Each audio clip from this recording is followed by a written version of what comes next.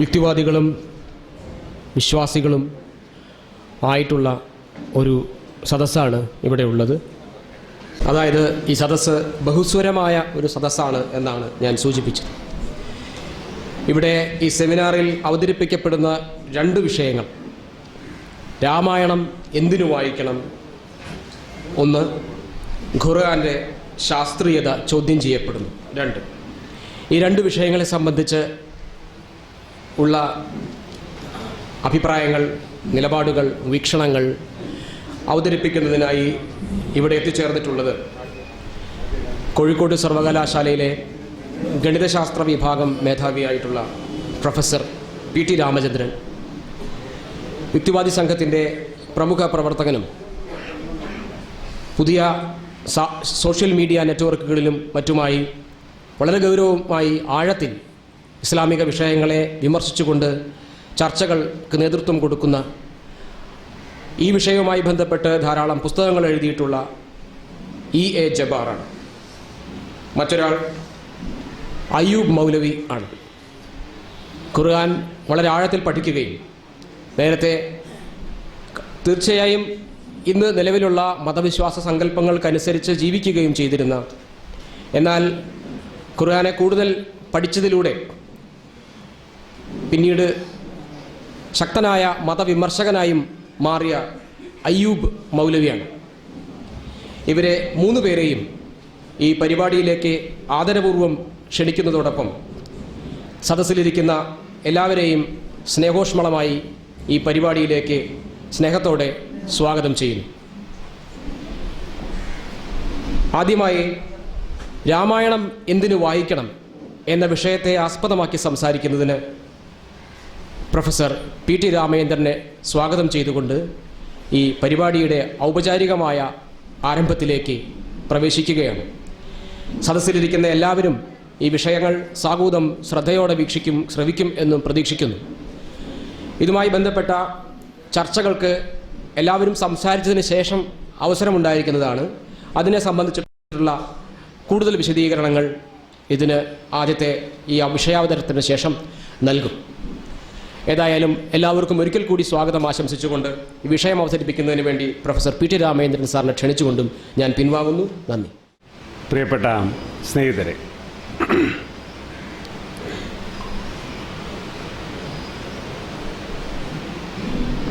യുക്തിവാദി സംഘത്തിന് ഒരു മതത്തിനോട് പ്രത്യേകിച്ച് സോഫ്റ്റ് കോൺട്രൊന്നുമില്ല, പ്രത്യേകിച്ചൊരു വിരോധമില്ല. പിന്നെ മലപ്പുറം ജില്ലയിൽ കൂടുതൽ പ്രകടമായിട്ടുള്ള മതങ്ങളെ പറ്റി ഞങ്ങൾ പറയുന്നതിലല്ലേ അർത്ഥമുള്ളൂ.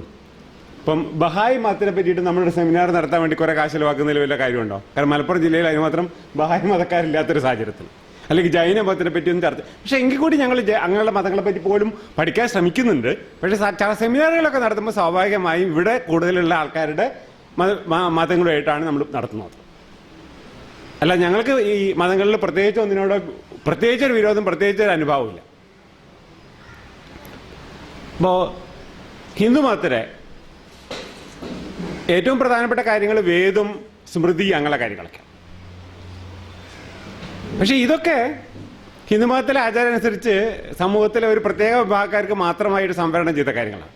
സാധാരണക്കാരായ ആൾക്കാരെ സംബന്ധിച്ചിടത്തോളം ആധ്യാത്മിക ചിന്ത വളർത്താൻ വേണ്ടിയിട്ട് ഈ പറഞ്ഞ ഗഹനമായ ദാർശനിക വിഷയങ്ങൾ സാധാരണക്കാർക്ക് എളുപ്പത്തിൽ മനസ്സിലാവാനും വേണ്ടി ഉപയോഗിക്കുന്ന സാധനങ്ങളാണ് പുരാണങ്ങൾ, ഇതിഹാസങ്ങൾ എന്നൊക്കെ പറയും. അങ്ങനെ ഇന്ത്യയിൽ രണ്ട് ഇതിഹാസങ്ങളാണ്, രാമായണവും മഹാഭാരതം. ഇവയെ പൊതുവെ പഞ്ചമവേദങ്ങൾ എന്ന് തന്നെ പറയുന്നു. കാരണം 4 വേദങ്ങൾ കഴിഞ്ഞിട്ട് പിന്നെ സാധാരണക്കാർക്ക് വേണ്ടി അത് ലളിതമായി മനസ്സിലാക്കാൻ നല്ലതാണ് ഇതിഹാസങ്ങളുടെ. ഈ ഇതിഹാസം എന്ന് പറഞ്ഞാൽ അതിനർത്ഥം ഒരു തലമുറയിൽ നിന്ന് ഇങ്ങനെ കേട്ട് വരുന്ന കാര്യങ്ങൾ. ഒരാൾ പറഞ്ഞു വേറെ ആൾ കേട്ടു, അങ്ങനെ കേട്ട് വരുന്ന കാര്യങ്ങളെയാണ് ഇതിഹാസം എന്നുള്ളത്. ഈ രണ്ടെണ്ണമാണ് പ്രധാനപ്പെട്ട ഇന്ത്യയിലുള്ള പ്രധാനപ്പെട്ട 2 ഇതിഹാസങ്ങൾ. അതിൽ രാമായണവുമായി ബന്ധപ്പെട്ട കാര്യങ്ങളാണ് ഇവിടെ ഞാനിപ്പോൾ സംസാരിക്കാൻ പോകുന്നത്. ഇതൊക്കെ ലോകത്തിലെ എങ്ങും ആദരിക്കപ്പെടുന്ന 2 സാഹിത്യകൃതികളാണ്.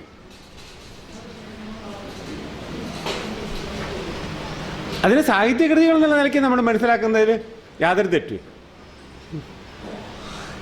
പക്ഷെ അതിൽ കൂടുതൽ വില ഇതിനൊക്കെ കൊടുക്കുമ്പോഴാണ് പ്രശ്നങ്ങളുണ്ടാകും.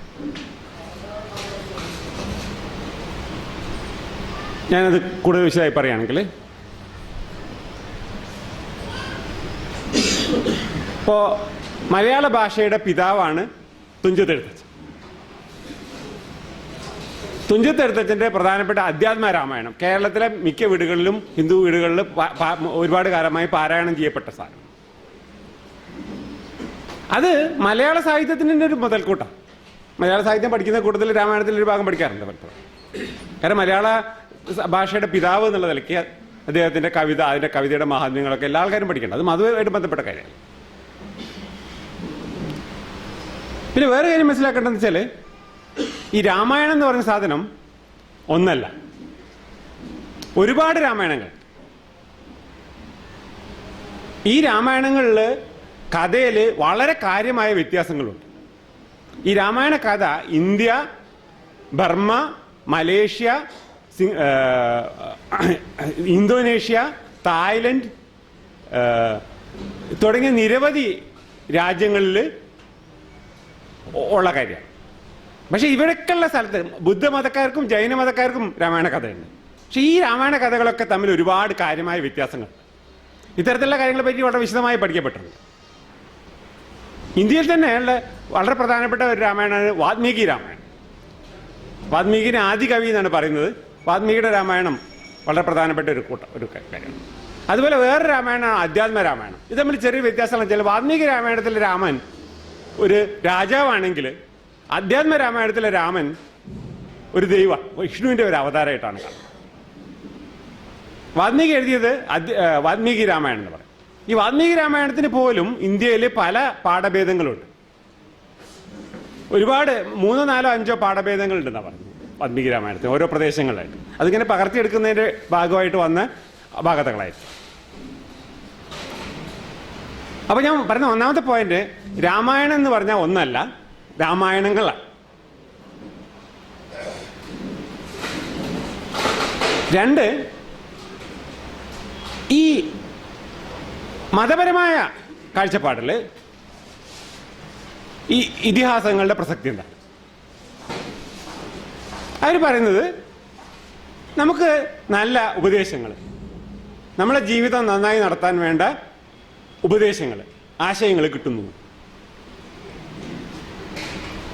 അതായത് ശ്രീരാമനെ പറ്റി പറയുന്നത് മര്യാദാ പുരുഷോത്തമൻ, പുരുഷന്മാരിൽ ഉത്തമനായിട്ടുള്ള, അതാണ് പുരുഷോത്തമൻ. ഈ രാമായണത്തിന്റെ ഉത്ഭവത്തിനെ പറ്റി കഥ തന്നെയുണ്ട്. വാൽമീകി മഹർഷിയാണല്ലോ വാൽമീകി രാമായണം എഴുതിയത്. ഒരു എന്താ പറയുക, പിടിച്ചുപറിക്കാരനായ രത്നാകരൻ പിന്നീട് ഒരു മഹർഷിയായി മാറിയ കഥ. അപ്പൊ അദ്ദേഹം നാരദനോട് ചോദിക്കുകയാണ്. നാരദൻ ഇങ്ങനെ എല്ലാ ലോകങ്ങളിലും വിവിധ സ്ഥലങ്ങളിൽ സഞ്ചരിക്കുന്ന ഒരാളാണ്. അപ്പൊ നാരദനോട് ചോദിക്കുകയാണ്, കോന്നസ്മിൻ സാമ്പ്രതം ലോകേ ഗുണവാൻ കശ്ച വീരവാൻ ധർമ്മജ്ഞശ്ച കൃതജ്ഞശ്ച സത്യവാക്യോ ദൃഢവൃത. ഈ ലോകത്തിൽ കുറേ മനുഷ്യന്മാരുണ്ട്, പക്ഷെ അതിൽ വെച്ചിട്ട് ഏറ്റവും നല്ല മനുഷ്യനാണ്. ഒരുപാട് നല്ല നല്ല യോഗ്യതകൾ പറയുന്നുണ്ട്. ഗുണവാനാവണം, ഗുണമുള്ളവനാവണം, വീര്യമുള്ള ആളാവണം, ധർമ്മം അറിയുന്നവനാവണം, നന്ദിയുള്ള ആളാവണം, സത്യം മാത്രമേ പറയുന്നു എന്നുള്ള ആളാവണം, എന്തെങ്കിലും ഒരു കാര്യം തീരുമാനിച്ചാൽ അത് ഉറച്ചു നിൽക്കുന്ന ആളാവണം. ഈ ലിസ്റ്റ് ഒരുപാട് നീണ്ട്, ഞാൻ കുറച്ച് ഭാഗമേ വായിച്ചുള്ളൂ. അതിന് തുടർച്ചയായിട്ടുള്ള വേറെയും കുറച്ച് ലോകങ്ങളുണ്ട്. അപ്പോൾ ഇതുപോലെയുള്ള ഒരു മനുഷ്യന് വേണ്ട എല്ലാ യോഗ്യതകളും ഉള്ള ഏറ്റവും നല്ല മനുഷ്യൻ ഈ ലോകത്തിൽ ആരാണ്? അപ്പൊ അതിന് നാരദൻ മറുപടി പറയാം. നാരദൻ പറഞ്ഞ മറുപടി, ഇക്ഷ്വാകു വംശത്തിലെ രാമൻ, ശ്രീരാമനാണ് ഈ പറഞ്ഞ യോഗ്യതകളൊക്കെ തികഞ്ഞ പുരുഷൻ. ഇക്ഷ്വാകു വംശം എന്ന് പറഞ്ഞാൽ എന്താ? സൂര്യവംശം. ഇന്ത്യയിലെ വളരെ പ്രധാനപ്പെട്ട 2 രാജവംശങ്ങളെ പറ്റിയ, ഒന്ന് സൂര്യവംശം, ചന്ദ്രവംശം എന്നാണ്. സൂര്യവംശത്തിലെ രാജാവാണ് രാമൻ. സൂര്യവംശത്തിൽ വളരെ പ്രതിഭാശാലികളായ വളരെ പ്രധാനപ്പെട്ട ഒരുപാട് രാജാക്കന്മാരുണ്ടായിരുന്നു. അംശുമാൻ എന്നുള്ള ഒരു രാജാവിൻ്റെ മകനായിട്ടുള്ള ദിലീപൻ, ദിലീപന്റെ മകനായിട്ടുള്ള രഘു, രഘുവിൻ്റെ മകനായിട്ടുള്ള അജൻ, അജന്റെ മകനായിട്ടുള്ള ദശരഥന്റെ മകനാണ് രാം. പിന്നീട് ആ പരമ്പര പോകുന്നു. എൻ്റെ രഘുവംശം എന്നാ പറയാം. രഘുവിന്റെ വംശം ആയതുകൊണ്ട് രഘുവംശം എന്ന് പറയാം. അതങ്ങനെ പോയി അവസാനം അഗ്നിവർണ്ണൻ എന്ന് പറഞ്ഞുള്ള രാജാവിലാണ് രഘുവംശം എന്നുള്ള കാവ്യത്തിൽ അവസാനിപ്പിക്കുന്നത്. അപ്പൊ ഈ രാജാവാണ് ഏറ്റവും നല്ല പുരുഷൻ എന്ന് പറയുന്നത്. അതല്ല, ഈ പാരമ്പര്യം വളരെ, ഈ ദിലീപ് എന്നൊക്കെ പറഞ്ഞാൽ ആരാ അറിയോ? ദിലീപിനെ പറ്റിയുള്ള കഥ രഘുവംശത്തിൽ പറയുന്നുണ്ട്. ഒരു പശുവിനെ സംരക്ഷിക്കുന്ന പണി ചെയ്യുമ്പോൾ പശുവിന്റെ ജീവൻ സംരക്ഷിക്കാൻ വേണ്ടിയിട്ട് അയാൾ പറയുന്നത് അറിയോ? പശുവിനെ കൊല്ലത് എന്നെ വേണമെങ്കിൽ കൊന്നോണം, എന്നെ തിന്നോണം. ഒരു സിംഹത്തിനോട് പറയുന്നത്. അത്രയും ത്യാഗസന്നദ്ധയുള്ള ദിലീപിന്റെ പരമ്പരയിൽപ്പെട്ട ആളാണ് രാമൻ എന്നൊക്കെ പറയുന്നത്. അപ്പൊ ഇങ്ങനെ ഇത്രയും മഹാനായ ഒരാളെ കഥ എന്തിനാണ് നമ്മളോട് പറയുന്നത്? നമ്മുടെ ജീവിതത്തിൽ അദ്ദേഹത്തിന്റെ ഗുണങ്ങൾ കണ്ടുപഠിച്ച് നമ്മളതിലേക്ക് കലർത്താൻ വേണ്ടി, നമ്മുടെ ജീവിതം നന്നാക്കാൻ വേണ്ടിയിട്ടാണ്. ഇപ്പോഴും ഞാൻ രാമായണ കഥ പല പുസ്തകങ്ങൾ വായിച്ചിട്ടുണ്ട്. അപ്പൊ ഈ അറിവെല്ലാം വെച്ചുകൊണ്ട് നമുക്ക് ഈ രാമന്റെ കഥയെ എത്രത്തോളം മാതൃകാപരമാണെന്നൊന്ന് പരിശോധിച്ച് നോക്കിയാൽ എന്താ സ്ഥിതി? എന്തൊക്കെയാ രാമന്റെ പ്രവർത്തനങ്ങൾ? ഒരുപാട് കാര്യങ്ങളെ പറ്റി പറയുന്നു.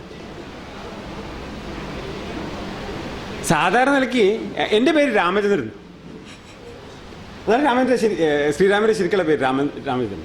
എനിക്ക് ആ പേര് വന്നത് എനിക്ക് വന്നത് ശ്രീരാമനുള്ള ഭക്തി കൊണ്ട് മാത്രമൊന്നല്ല, എൻ്റെ അച്ഛൻ്റെയും എൻ്റെ അമ്മയുടെ ഒരു അമ്മാവിൻ്റെ ഒക്കെ പേര് ആയിട്ട് ബന്ധപ്പെടുത്തിക്കൊണ്ട് വന്നായിരിക്കും. പക്ഷെ അത് അവരുടെ ഈ പേര് കിട്ടാനുള്ള കാരണം ഇത് തന്നെയായിരിക്കും ചിലപ്പോൾ, രാമനോടുള്ള ബഹുമാനം തന്നെ.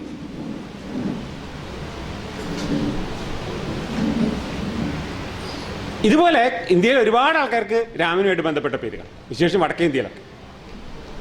അപ്പൊ ഇത്തരം മഹത്തരമായ എന്തൊക്കെ കാര്യങ്ങളാണ് നമുക്ക് ശ്രീരാമനിൽ നിന്ന് കണ്ടുപിടിക്കാനുള്ളത്?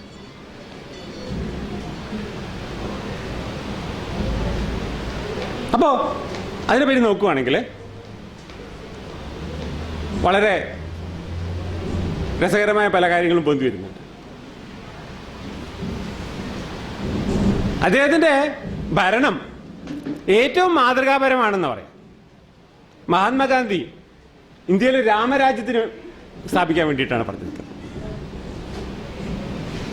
അപ്പോ രാമരാജ്യത്തിൽ നടന്ന ഒരു സംഭവം എന്താ അറിയോ? ശ്രീരാമൻ ഇങ്ങനെ ഭരിച്ചുകൊണ്ടിരിക്കുകയാണ്. അപ്പോ ഒരു ബ്രാഹ്മണൻ പറയാണ്, എൻ്റെ കുട്ടി മരിച്ചുപോയി, ചെറിയ കുട്ടി മരിച്ചുപോയി. അപ്പൊ കുട്ടി മരിക്കുന്ന എന്തോടാ കാര്യം? ഈ രാജ്യത്ത് എന്തോ കുഴപ്പം നടക്കുന്നുണ്ട്, അതുകൊണ്ടാണ് എൻ്റെ കുട്ടി മരിച്ചത്. അപ്പൊ എന്താ കാര്യം? ശംഭുകൻ എന്ന് പറഞ്ഞിട്ടുള്ള ഒരു സന്യാസി ഒരു മരത്തിന്റെ കൊമ്പും തലകുത്തി കടന്നുകൊണ്ട് തപസ് ചെയ്യുന്നുണ്ട്. അതിന്റെ അടിയിൽ തീയൂട്ടുണ്ട്. ഈ ശംഭുകൻ ആരാ? ശൂദ്രനാണ്. തപസ് ചെയ്യാൻ അധികാരമുള്ള ആളല്ല. തപസ് ചെയ്യാൻ അധികാരമില്ലാത്ത ശൂദ്രൻ തപസ് ചെയ്യുന്നുണ്ട്. അതുകൊണ്ടാണ് എൻ്റെ കുട്ടി മരിച്ചു പോയത്. രാജാവ് ഇടപെടണം. രാമൻ പോയി കണ്ടു.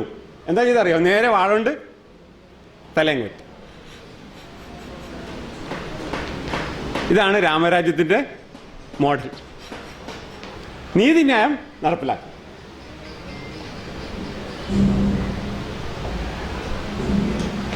രാമൻ മറ്റുള്ളവരോട്, സാധാരണ ജനങ്ങളോടുള്ള പെരുമാറ്റത്തിനെ പറ്റി നോക്കേണ്ട ആവശ്യമില്ല. രാമൻ സ്വന്തം ഭാര്യയോട് ചെയ്ത കാര്യങ്ങൾ മാത്രം പരിഗണിച്ചാൽ തന്നെ അദ്ദേഹത്തെ പറ്റി നമുക്കൊരു കാഴ്ചപ്പാട്. എന്താ കാര്യം? അദ്ദേഹം കാട്ടില് വനവാസം ചെയ്യുന്ന സമയത്ത് അദ്ദേഹത്തിന്റെ ഭാര്യയെ ഒരു കള്ളത്തരത്തിൽ കൂടെ രാവണൻ തട്ടിക്കൊണ്ടുപോയി. എന്നിട്ട് ഇദ്ദേഹം കുറെ യുദ്ധമൊക്കെ ചെയ്തിട്ടാണ് സീതയെ വീണ്ടെടുക്കുന്നത്. അങ്ങനെ വീണ്ടെടുത്തിട്ട് സീത വീണ്ടും രാമന്റെ മുന്നിലേക്ക് വരികയാണ്. അവിടെ നടക്കുന്ന ചില സംഭവങ്ങളുണ്ട്. അപ്പൊ ശ്രീരാമൻ പറയാണ്, ഞാൻ യുദ്ധം ചെയ്തത് എന്നെ രക്ഷിക്കാനൊന്നുമല്ല, എൻ്റെ മഹത്തായ വംശത്തിന്റെ പാരമ്പര്യം നിലനിർത്താൻ, അതിന്റെ പേര് കളങ്കപ്പെടുത്താതിരിക്കാൻ വേണ്ടി മാത്രമാണ്. രാവണന്റെ കൂടെ കഴിഞ്ഞ നിന്നെ എനിക്ക് വേണ്ട, എനിക്ക് നിന്നെ കാണുന്നതേ ഇഷ്ടമല്ല. എന്നിട്ട് അവിടെ ഒരു അഗ്നിപരീക്ഷ നടക്കുന്നുണ്ട്. സീതയെ തീയിലിട്ട് ചുടുന്നു. അതിൽ നിന്ന് രക്ഷപ്പെടുന്നു. അപ്പൊ അതിന്റെ അർത്ഥം എന്താ? സീത സംശുദ്ധയാണ്. അങ്ങനെയാണ് സീതയെ രാമൻ സ്വീകരിക്കും. ഇതിനേക്കാളും ഇതുപോലെ സീതയെ തള്ളിപ്പറഞ്ഞ വേറൊരു രംഗമുണ്ട്. ഒരിക്കൽ രാമൻ ഭരണം നടത്തിക്കൊണ്ടിരിക്കുന്ന സമയത്ത് അദ്ദേഹത്തിന്റെ ചാരന്മാരുമായിട്ട് സംസാരിക്കുക. അത് അദ്ദേഹത്തിന്റെ ശിങ്കിടികളായിട്ട് രാജ്യം മുഴുവൻ നടന്ന് വാർത്തകളെല്ലാം ശേഖരിച്ച് രാജാവിന് കൊണ്ടു കൊടുക്കുന്നു. അപ്പൊ ഭദ്രൻ എന്ന് പറഞ്ഞുള്ള അപ്പൊ എല്ലാ ആൾക്കാരോടും ചോദിച്ചു, എന്തൊക്കെയാണ് ജനങ്ങൾ എന്നെ പറ്റി പറയുന്നത്? രാജാവിനെ പറ്റി ജനങ്ങൾ വളരെ നല്ല നല്ല കാര്യങ്ങളാണ് പറയുന്നത്. ലങ്കേശനെ തോൽപ്പിച്ചു, അങ്ങനെയുള്ള നല്ല നല്ല കാര്യങ്ങളൊക്കെ പറയുന്നത്. എല്ലാവരും വളരെ സംതൃപ്തരാണ്. അങ്ങനെയല്ലല്ലോ, എന്നെ പറ്റി ചിലരെങ്കിലും കുറ്റം പറയുന്നുണ്ടാവുമല്ലോ, എനിക്ക് എന്തെങ്കിലും കുറവുകൾ ഉണ്ടാവുമല്ലോ. അപ്പൊ അങ്ങനെയുള്ള കുറവുകൾ എന്തൊക്കെയാണ്? അപ്പൊ ഭദ്രൻ എന്ന് പറഞ്ഞിട്ടുള്ള ഒരു ചാരൻ പറഞ്ഞു, ഈ രാവണന്റെ കൂടെ കഴിഞ്ഞ സീതേനെ താങ്കൾ തിരിച്ച് രാജ്ഞിയായി കൊണ്ടു നടക്കുന്നത് ഇതിനെ പറ്റി ചില ആൾക്കാരൊക്കെ ഇവിടെ ചില അപവാദ പ്രചരണങ്ങൾ നടത്തുന്നുണ്ട്. ഏത് നാട്ടിലാണെങ്കിലും ഉണ്ടാവില്ല അങ്ങനെ. എൻ്റെ ഓർമ്മ ശരിയാണെങ്കിൽ ഒരു അലക്കുകാരനെ പറ്റാണ് അപ്പോൾ അപവാദ പ്രചരണം നടത്തുന്നത്. അപ്പൊ ഇത് കേട്ടപ്പോൾ രാമൻ ചെയ്യുന്നെന്താ പറയാം, സീത രാമനോട് പറഞ്ഞിട്ടുണ്ട്. അപ്പൊ സീത ഗർഭിണി. സാധാരണ ഗർഭിണികളുടെ ആഗ്രഹങ്ങൾ സാധിച്ചു കൊടുക്കുന്നത് വളരെ പ്രധാനപ്പെട്ട ഒരു കാര്യമാണെന്ന് പറയാം. അപ്പൊ സീത ഒരു ആഗ്രഹം പറഞ്ഞിരുന്നു, നമ്മൾ പണ്ട് കാട്ടിലൊക്കെ ആശ്രമങ്ങളിലൊക്കെ നടന്നതല്ലേ, എന്ത് രസമായിരുന്നു അവിടെയൊക്കെ, അവിടുത്തെ ജീവിതമൊക്കെ. കൊട്ടാരത്തിൽ ഇരുന്നപ്പം ഇങ്ങനെ തോന്നുന്നുണ്ട് സീതയ്ക്ക്.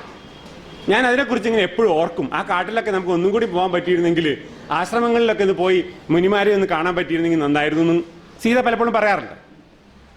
അപ്പോൾ ശ്രീരാമൻ ലക്ഷ്മണനെ വിളിച്ച് പറഞ്ഞു, സീതേനെ ആശ്രമവും കാടും ഒക്കെ കാണിക്കാനാന്ന് പറഞ്ഞ് പിടിച്ചു കൊണ്ടുപോയിട്ട് കാട്ടിൽ കൊണ്ടുപോയി വിട്ടിട്ട് പോരാ. അങ്ങനെ ലക്ഷ്മണൻ അത് ചെയ്യാം.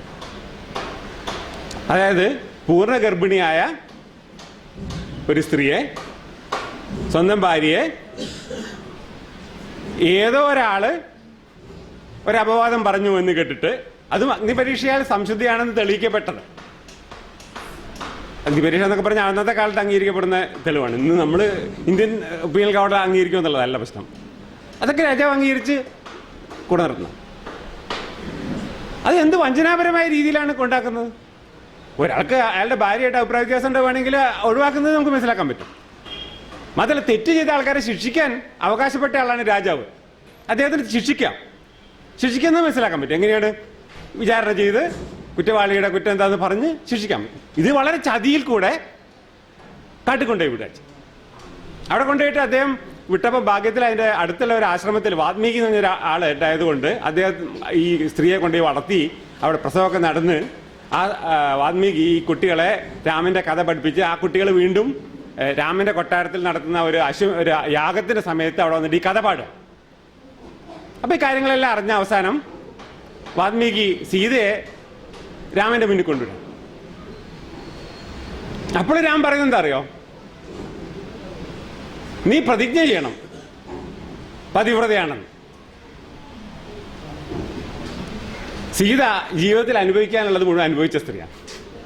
സീത പറയുന്നത് ഇതാണ്, ഞാൻ പരിശുദ്ധിയാണെങ്കിൽ എൻ്റെ അമ്മയെ എന്നെ തിരിച്ചെടുക്കുമെന്ന് പറഞ്ഞ് പ്രതിജ്ഞ ചെയ്യുകയും ഭൂമിദേവി സീതയെ സ്വീകരിക്കുകയും ചെയ്തു എന്നുള്ളതാണ്. ഇതാണ് അദ്ദേഹം സ്വന്തം പത്നിയോട് പെരുമാറിയ രീതി. അദ്ദേഹത്തിന് ഏറ്റവും പ്രിയപ്പെട്ട ഒരു അനിയൻ ലക്ഷ്മണൻ. അദ്ദേഹത്തിന്റെ സ്വന്തം അമ്മയിൽ പിറന്നതല്ല, ദശരഥന്റെ മറ്റൊരു ഭാര്യയിൽ പിറന്ന ലക്ഷ്മണൻ അദ്ദേഹത്തിന്റെ വളരെ പ്രിയപ്പെട്ട അനിയനാണ്. എല്ലാ കാര്യത്തിലും കൂടെ നിൽക്കുന്നതാണ്. കാട്ടിൽ പോയപ്പോഴും ലക്ഷ്മണൻ കൂടെ ഉണ്ടായി. എല്ലാ കാര്യത്തിനും രാമനെ, സത്യത്തിൽ ഈ രാമനും ലക്ഷ്മണനും ഭരതനും ഒന്നും തമ്മിൽ അത്ര വലിയ വയസ്സിൽ വ്യത്യാസമില്ല.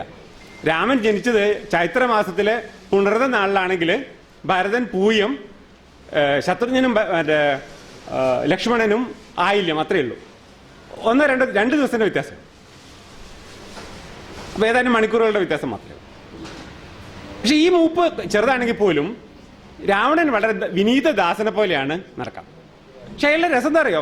ഇതുപോലെ വിനീതനായിട്ടുള്ള ഒരു അനിയൻ ഉണ്ടെങ്കിൽ ആ അനിയനോട് അത്യാവശ്യം മര്യാദയ്ക്ക് പെരുമാറാനുള്ള ഒരു ബാധ്യത ജ്യേഷ്ഠനില്ലേ? ഈ ശ്രീരാമൻ ലക്ഷ്മണനോട് പെരുമാറുന്ന പോലെയാണ് നമ്മളൊക്കെ നമ്മുടെ അനിയന്മാരോട് പെരുമാറുന്നെങ്കിൽ നമ്മുടെ ജീവിതം വളരെ തമാശയായിരിക്കും കേട്ടോ. ഇതിൽ തമാശ എന്താ വെച്ചാൽ എല്ലാ വേണ്ടാത്ത കാര്യങ്ങളും ലക്ഷ്മണനെ കൊണ്ടാണ് ചെയ്യിപ്പിക്കുന്നത്. ഇപ്പൊ കണ്ടില്ലേ, സീതയെ കാട്ടിൽ കൊണ്ടുപോയിട്ട് കള്ളത്തരത്തിൽ കൊണ്ടുപോയി ഒഴിവാക്കുന്ന ആരാണ് ചെയ്യുന്നത്? ലക്ഷ്മണനാണ്. ഇങ്ങനെയുള്ള എല്ലാ വേണ്ടാത്ത പണി ലക്ഷ്മണനെ കൊണ്ട് ചെയ്യിപ്പിക്കും. അവസാനം എന്താ സംഭവിച്ചറിയാം? ലക്ഷ്മണനെ അവസാനം രാമൻ കൊല്ലാൻ തീരുമാനിക്കേണ്ടായിരുന്നു. ലക്ഷ്മണൻ ഒരു പ്രത്യേക സന്ദർഭത്തിൽ കയറി വന്നത് ശരിയായില്ല എന്ന് പറഞ്ഞുകൊണ്ട് ലക്ഷ്മണന് അവസാനം കിട്ടുന്ന ശിക്ഷ എന്താ അറിയോ? ലക്ഷ്മണനെ കൊല്ലണം എന്നാണ് തീരുമാനിക്കുന്നത്. പക്ഷെ ഭാഗ്യവശാൽ കൊല്ലുന്നതിന് പകരം ഒഴിവാക്കിയാലും മതിയുള്ളതുകൊണ്ട് ഈ അനിയനെ ചേട്ടൻ ഒഴിവാക്കുകയും ദുഃഖം സഹിക്കാൻ വയ്യാതെ അനിയൻ പോയി സരയൂ നദിയിൽ ആത്മഹത്യയും ചെയ്യാം. അപ്പൊ അനിയനോട് പെരുമാറേണ്ട രീതി ഏകദേശം നിങ്ങൾക്ക് മനസ്സിലായല്ലോ.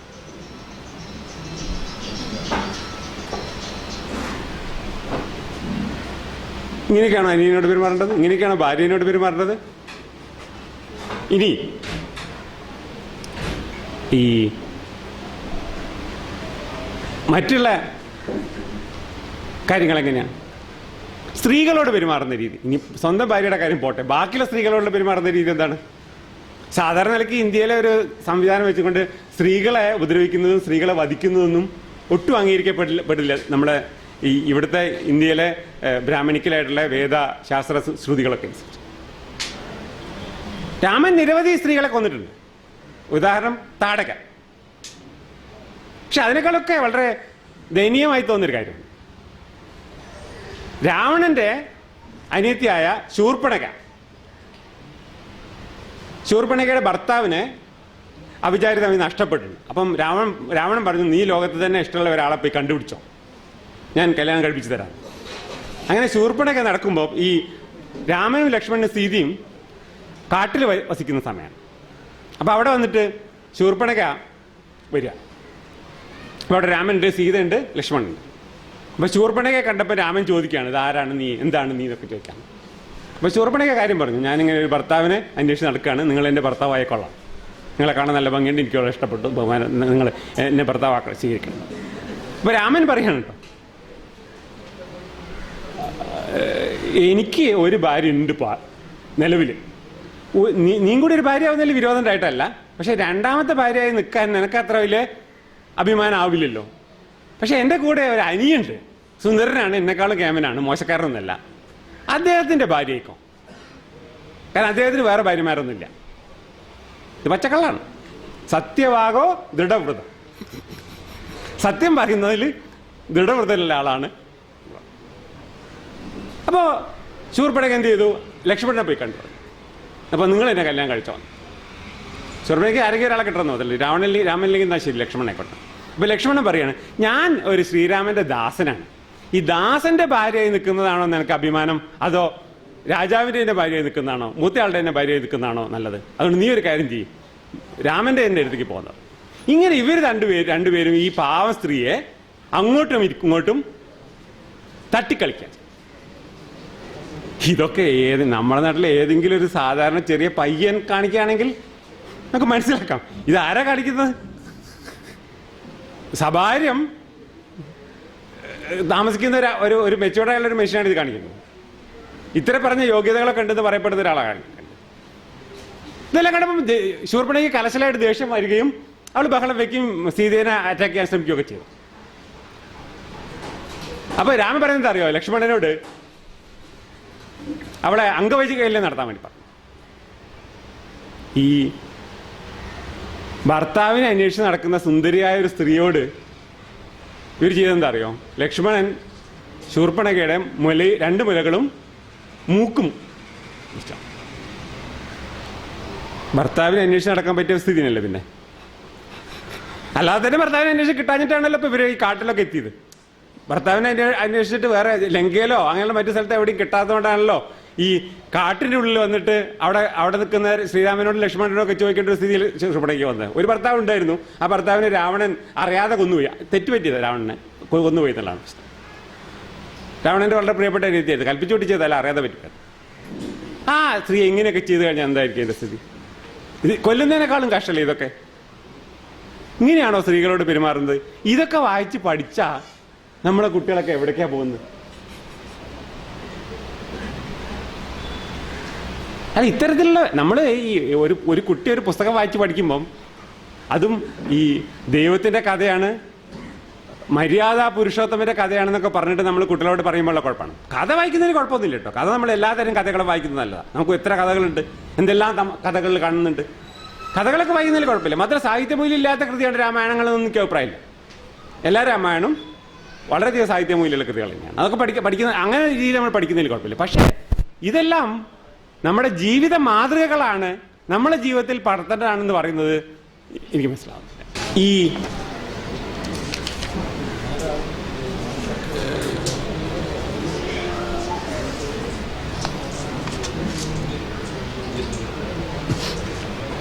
രാമന്റെ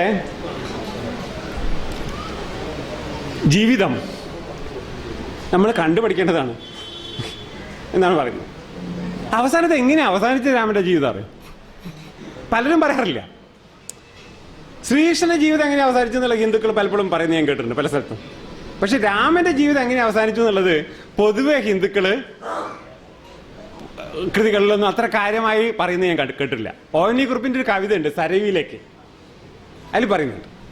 പക്ഷെ പൊതുവെ ONV ഒരു ഹിന്ദു മതത്തിന്റെ പ്രചാരകനൊന്നല്ലല്ലോ. ഹിന്ദു മതത്തിന്റെ പ്രചാരകന്മാർ ശ്രീകൃഷ്ണനെ പറ്റി പറയാറുണ്ട്. ശ്രീകൃഷ്ണൻ എങ്ങനെയാണ് അറിയാൻ മരിച്ചത്? ഒരു വേടൻ അമ്പ് ചെയ്ത് കൊല്ലുകയുണ്ട്.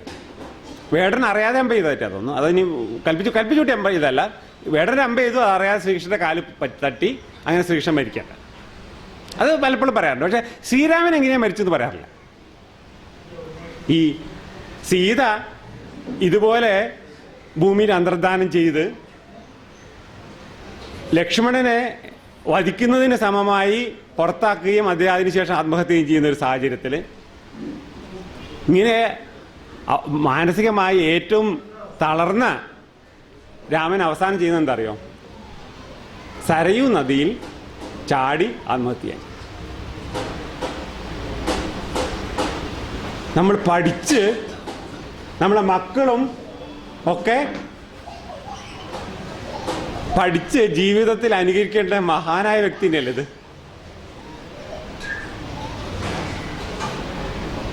കൊയിനസ്മിൻ സാമ്പ്രതം ലോകെ ഗുണവാൻ കശ്ചവീരവാൻ.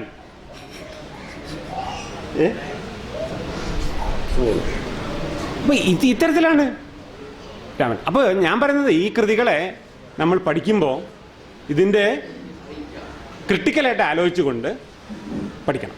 അല്ലാതെ ഇതുപോലെയുള്ള ചീത്ത മാതൃകളെ പിന്തുടരുകയല്ല നമ്മൾ വേണ്ടത്. മാത്രമല്ല രാമനൊക്കെ ജീവിച്ച ത്രേതായുഗത്തിലാണെന്ന് പറഞ്ഞു. അപ്പം പല കണക്ക് പ്രകാരം ലക്ഷക്കണക്കിന് കൊല്ലങ്ങൾക്ക് മുമ്പ് നടന്ന കാര്യം. ഇപ്പൊ പറയുന്നത് അറിയോ? ശ്രീരാമൻ ജനിച്ച കൃത്യമായ സ്ഥലം എവിടെ അറിയോ? പണ്ട് പൊളിഞ്ഞുപോയ ബാബറി മസ്ജിദ് എന്ന് പറയപ്പെടുന്ന പള്ളിയുടെ നടുവിലെ താഴിയ കുടത്തിന്റെ ഏറ്റവും നടുക്ക് കൃത്യമായിട്ടാണ് പറഞ്ഞത്. എപ്പോൾ അറിയാം? 8 ലക്ഷക്കണക്കിന് കൊല്ലങ്ങൾക്ക് മുമ്പ് ജനിച്ച് മരിച്ചുപോയ ഒരാള് കൃത്യമായ സ്ഥലം. ഇത് ആരാ പറഞ്ഞറിയോ? ഏതെങ്കിലും പ്രാന്തന്മാര് പറയുന്നതല്ല. ഇന്ത്യ രാജ്യത്തെ വ്യവസ്ഥാപിതമായ ഹൈക്കോടതിയിലെ 3 ജഡ്ജിമാർ, അതിൽ ഒരാൾ മുസ്ലിം പേരുള്ള ആളാണ്, മുസ്ലിം വിശ്വാസിനെയാണെന്ന് എനിക്ക് തോന്നുന്നു. എൻ്റെ കയ്യിലുള്ള ഒരു ജഡ്ജ്മെന്റ് കോപ്പി എൻ്റെ ബാഗിലുണ്ട്. എനിക്ക് സമയമില്ലാത്തതുകൊണ്ട് ഞാൻ വായിക്കുന്നില്ല, പറഞ്ഞതാണ്. അങ്ങനെയുള്ള രാമന്റെ ജന്മസ്ഥലം ഒരു ലീഗൽ എൻറ്റിറ്റി ആണെന്നും ആ എൻറ്റിറ്റിക്ക് വേണ്ടി കേസ് നടത്താൻ ചില ആൾക്കാർക്ക് അവകാശമുണ്ടെന്നും അതുകൊണ്ട് ഈ സ്ഥലം അവർക്ക് അവകാശപ്പെട്ടതാണെന്നുള്ളൊരു വിധിയാണ് നമ്മുടെ അയോധ്യ കേസിൽ വന്നിട്ടുള്ളത്. ഈ രാമന്റെ പേര് പറഞ്ഞുകൊണ്ടാണ്, രാമന് ക്ഷേത്രം ഉണ്ടാക്കണമെന്ന് പറഞ്ഞുകൊണ്ടാണ് ഇവിടുത്തെ വർഗീയ സംഘടനകൾ നമ്മുടെ നാട്ടിൽ കലാപവും മറ്റു പ്രശ്നങ്ങളും ഉണ്ടായിക്കൊണ്ടിരിക്കുന്നത്. ഇത്തരത്തിലുള്ള ഒരു കൃതിയെ വായിക്കുമ്പോൾ നമ്മൾ ശ്രദ്ധിച്ച് വായിക്കണമെന്ന് മാത്രം പറഞ്ഞുകൊണ്ട് തൽക്കാലം ഞാൻ നിർത്തട്ടെ. ഖുർആനെ സംബന്ധിച്ചിട്ടുള്ള വിഷയ അവതരണത്തിനായി ആദ്യമായി അയ്യൂബ് മൗലവിയെ ക്ഷണിക്കുന്നു. സ്റ്റേജിലും സദസ്സിലുമുള്ള മാന്യ വ്യക്തിത്വങ്ങളെ,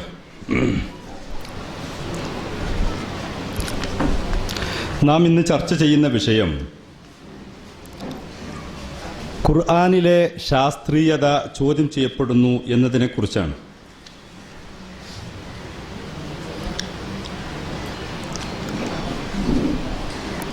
പൊതുവെ വേദങ്ങളിൽ ശാസ്ത്രീയത ഒളിച്ചിരിപ്പുണ്ട് എന്ന ഈ ചർച്ച തന്നെ ഉടലെടുത്തത് അതിലുള്ള അശാസ്ത്രീയതകൾ ചോദ്യം ചെയ്യപ്പെട്ടത് കൊണ്ടായിരിക്കാം ഇങ്ങനൊരു ചർച്ച ഉയർന്നു വന്നത്.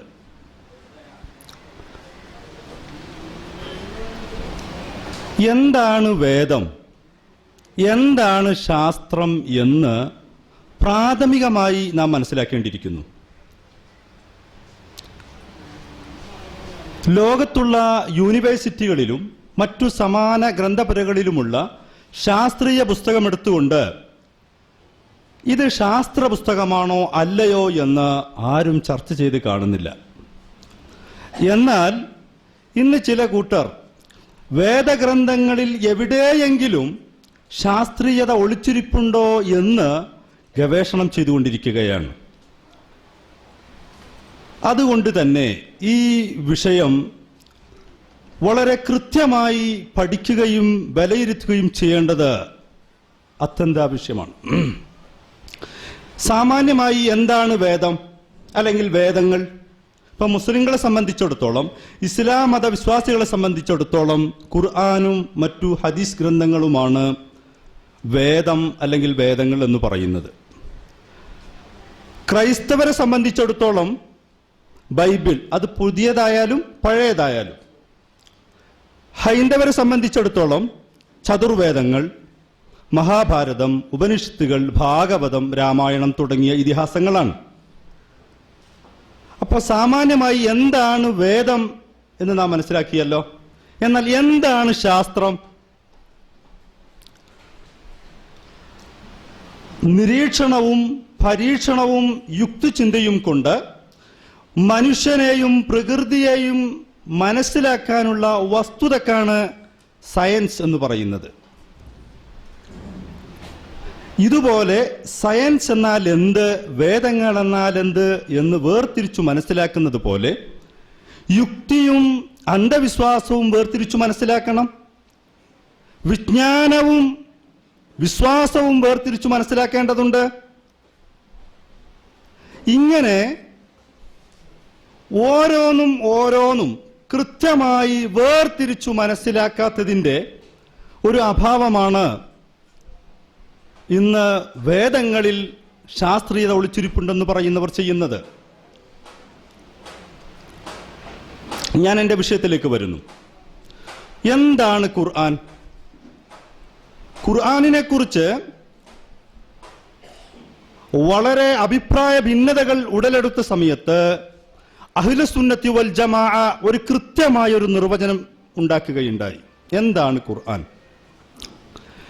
അൽ ഖുർആനു കലാമുല്ലാഹി മുനസ്സലുൻ ഗൈറു മഖ്ലൂഖിൻ തകല്ലമല്ലാഹു ബിഹി ഹർഫൻ വസൗതൻ മിൻഹു ഖറജ് വഇലൈഹി യഊദ്. അൽ ഖുർആൻ, ഖുർആൻ എന്ന് പറഞ്ഞാൽ കലാമുല്ലാഹ്, അള്ളാഹുവിൻ്റെ ഭാഷണമാണ്, അള്ളാഹുവിൻ്റെ സംസാരമാണ്. മുനസ്സലുൻ, അത് അള്ളാഹുവിൽ നിന്ന് അവതരിപ്പിക്കപ്പെട്ടതാണ്. ഗൈറു മഖ്ലൂഖിൻ, അത് സൃഷ്ടിയല്ല താനും. തകല്ലമല്ലാഹു ബിഹി ഹർഫൻ വസൗതൻ, അതിൻ്റെ അക്ഷരങ്ങൾ, അതിൻ്റെ ശബ്ദങ്ങൾ, അതിൻ്റെ ആശയങ്ങൾ അള്ളാഹു വചിച്ച വചനങ്ങളാണ്. മിൻഹു ഖറജ് വഇലൈഹി യഊദ്, അത് അള്ളാഹുവിൽ നിന്നുള്ളതാണ്, അത് അള്ളാഹുവിലേക്ക് തന്നെ മടങ്ങുകയും ചെയ്യും. ഇതാണ് ഖുർആൻ. എന്താണ് ഖുർആൻ എന്നതിന് അഹ്ലുസുന്നത്തി വൽ ജമാഅ നിർവചിച്ചത്. ഇത് എപ്പോഴാണ് നിർവചിച്ചത്? ഖുർആനിനെ കുറിച്ച് ഭിന്നതകൾ ഉണ്ടായ സമയത്താണ്. ആ ഭിന്നത ഞാൻ ഇപ്പോൾ സൂചിപ്പിക്കുന്നില്ല. കാരണം കലാമുല്ലാഹ്, അള്ളാഹുവിൻ്റെ സംസാരം എന്ന് പറഞ്ഞാൽ അതെന്താണ്? ഭാഷ എങ്ങനെയാണ് ഉണ്ടാകുന്നത്? അപ്പം അള്ളാഹുവിൻ്റെ സംസാരം എന്ന് പറഞ്ഞാൽ എന്താണത്? മുഹമ്മദ് നബി വരുന്നതിന് മുമ്പ് ജനങ്ങൾ സംസാരിച്ചൊരു ഭാഷയാണത്. അപ്പം അള്ളാഹുവിൻ്റെ സംസാരം എന്ന് പറഞ്ഞാൽ എന്താണത്? അഭിപ്രായ ഭിന്നത ഉണ്ടായിട്ടുണ്ട്. അത് ഖാലിക്കോ മഖ്ലൂക്കോ, അത് അള്ളാഹുവിൻ്റെ സിഫത്താണെങ്കിൽ, വിശേഷണമാണ് സംസാരിക്കുന്നവൻ എങ്കിൽ അത് അള്ളാഹിൻ്റെ കൂടെയുണ്ടോ, പിന്നീട് ഉണ്ടായതാ, ഇങ്ങനെ ധാരാളം ഭിന്നതകൾ ഉണ്ടായിട്ടുണ്ട്. ആ ഭിന്നതയിലേക്ക് ഞാനിപ്പോൾ കടക്കുന്നില്ല. ഏതായാലും ഖുർആൻ എന്നാൽ എന്താണ്? കലാമുല്ലാഹി മുനസ്സലുൻ ഗൈറു മഖ്ലൂഖിൻ തകല്ലമല്ലാഹു ബിഹി ഹർഫൻ വസൗതൻ മിൻഹു ഖറജ് വഇലൈഹി യഊദ്. ഇതാണ് ആധികാരികമായി അഹ്ലുസ് സുന്നത്തി വൽ ജമാഅ അംഗീകരിച്ചു പോരുന്ന നിർവചനം. എന്നാൽ എന്താണ് സയൻസ് എന്ന് പറഞ്ഞാൽ? രണ്ടിനും അറബിയിൽ ഇൽമ് എന്ന് തന്നെ പറയാം, അറിവ്. ഭാഷാപരമായി പറഞ്ഞാൽ സയൻസിന് അറബി പറയാ ഇൽമ് എന്ന് തന്നെയാണ്. പക്ഷെ ഖുർആനിൽ നൽകുന്ന ഇൽമ് എന്ന് പറയുന്നത് അത് ഹുവൽ വഹി കിതാബൻ വസുന്ന. അവിടെ അറിവ് എന്ന് പറയുന്നതിന്റെ സ്രോതസ് വഹിയാണ്, ദിവ്യജ്ഞാനമാണ്. അതിന്റെ രണ്ട് രൂപം കിതാബൻ വസുന്ന, ഖുർആനും സുന്നത്തുമാണ്. സയൻസ് എന്ന് പറയുന്നത് എന്റെ പിന്നെ ഉപജ്ഞാതാവാരാ? അങ്ങനെ ഒരു ഉപജ്ഞാതാവില്ല. അതിങ്ങനെ മുകളിൽ നിന്ന് ഇറങ്ങിയതല്ല.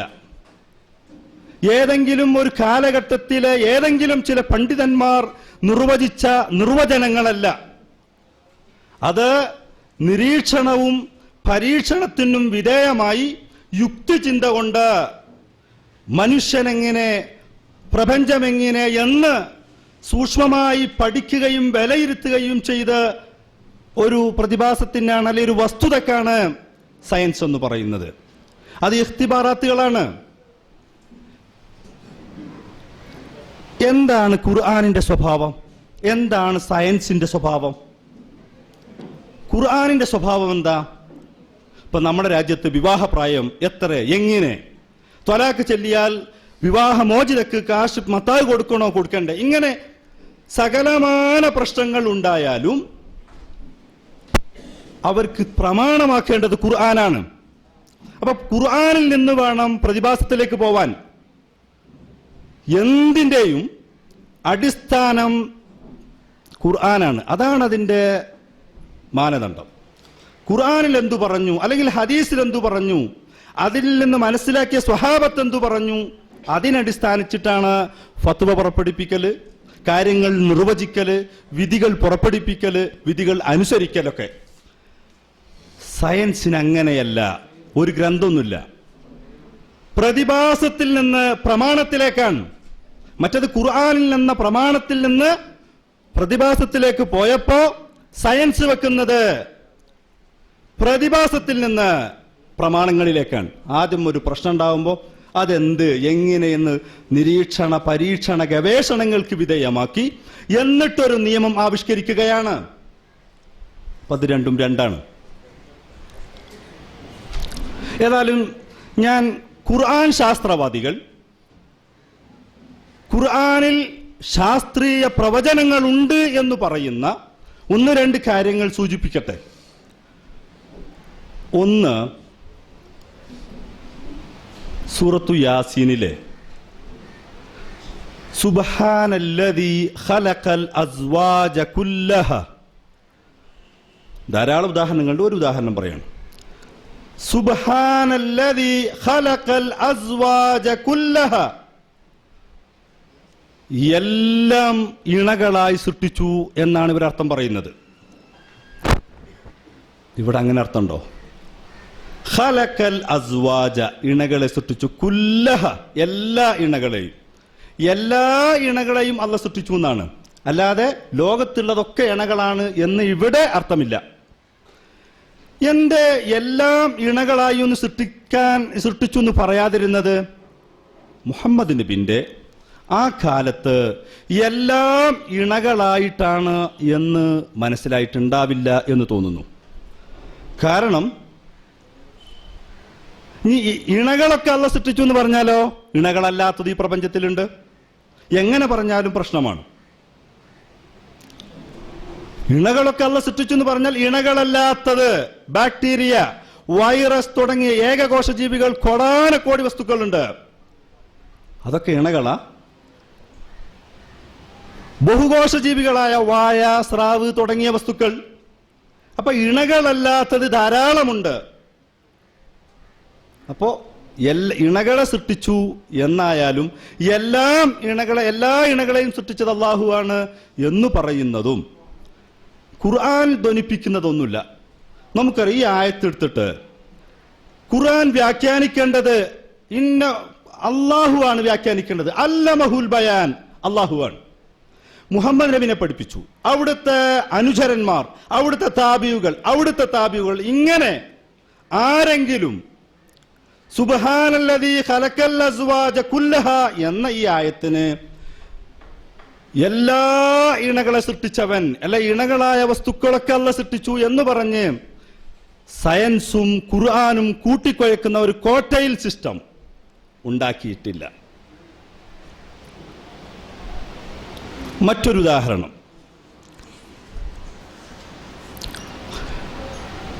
ഇത് പറയുമ്പോൾ ജൂത ക്രിസ്ത്യാനികളെ കുറിച്ച് മുസ്ലിങ്ങൾ പറയുന്നത്, അല്ലെങ്കിൽ ഖുർആനിലുള്ളത്, ഫവൈലുൽ ലില്ലദീന യക്തുബൂനൽ കിതാബ ബിഐദീഹിം സുമ്മ യഖൂലൂന ഹാദാ മിൻ ഇൻദില്ലാഹ് ലിയശ്തറൂ ബിഹി സമനൻ ഖലീലാ. ചില ആളുകൾ അവരുടെ കൈകൊണ്ട് വേദങ്ങൾ എഴുതി ഉണ്ടാക്കിയിട്ട് ഹാദാ മിൻ ഇൻദില്ലാഹ്, ഇത് അള്ളാന്റെ എന്ന് പറയാറുണ്ട്. നൈമിഷികമായ നശ്വരമായ കാശിന് വേണ്ടി അവരെന്തെങ്കിലും എഴുതിണ്ടാക്കിയിട്ട് ഹാദാ മിൻ ഇൻദില്ലാഹ്, ഇത് അള്ളാന്റെ എന്ന് പറയാറുണ്ട്. സത്യത്തിൽ ഇത് ആരെയാ വിമർശിക്കുന്നത്? സ്വന്തം തന്നെയാണോ ഈ വിമർശനം? ഞാൻ മറ്റൊന്നിലേക്ക് വരട്ടെ. ഇന്നല്ലാഹ ഫാലിക്കുൽ ഹബ്ബി വന്നവ, ഖുർആനിലെ ഒരു വാക്ക്.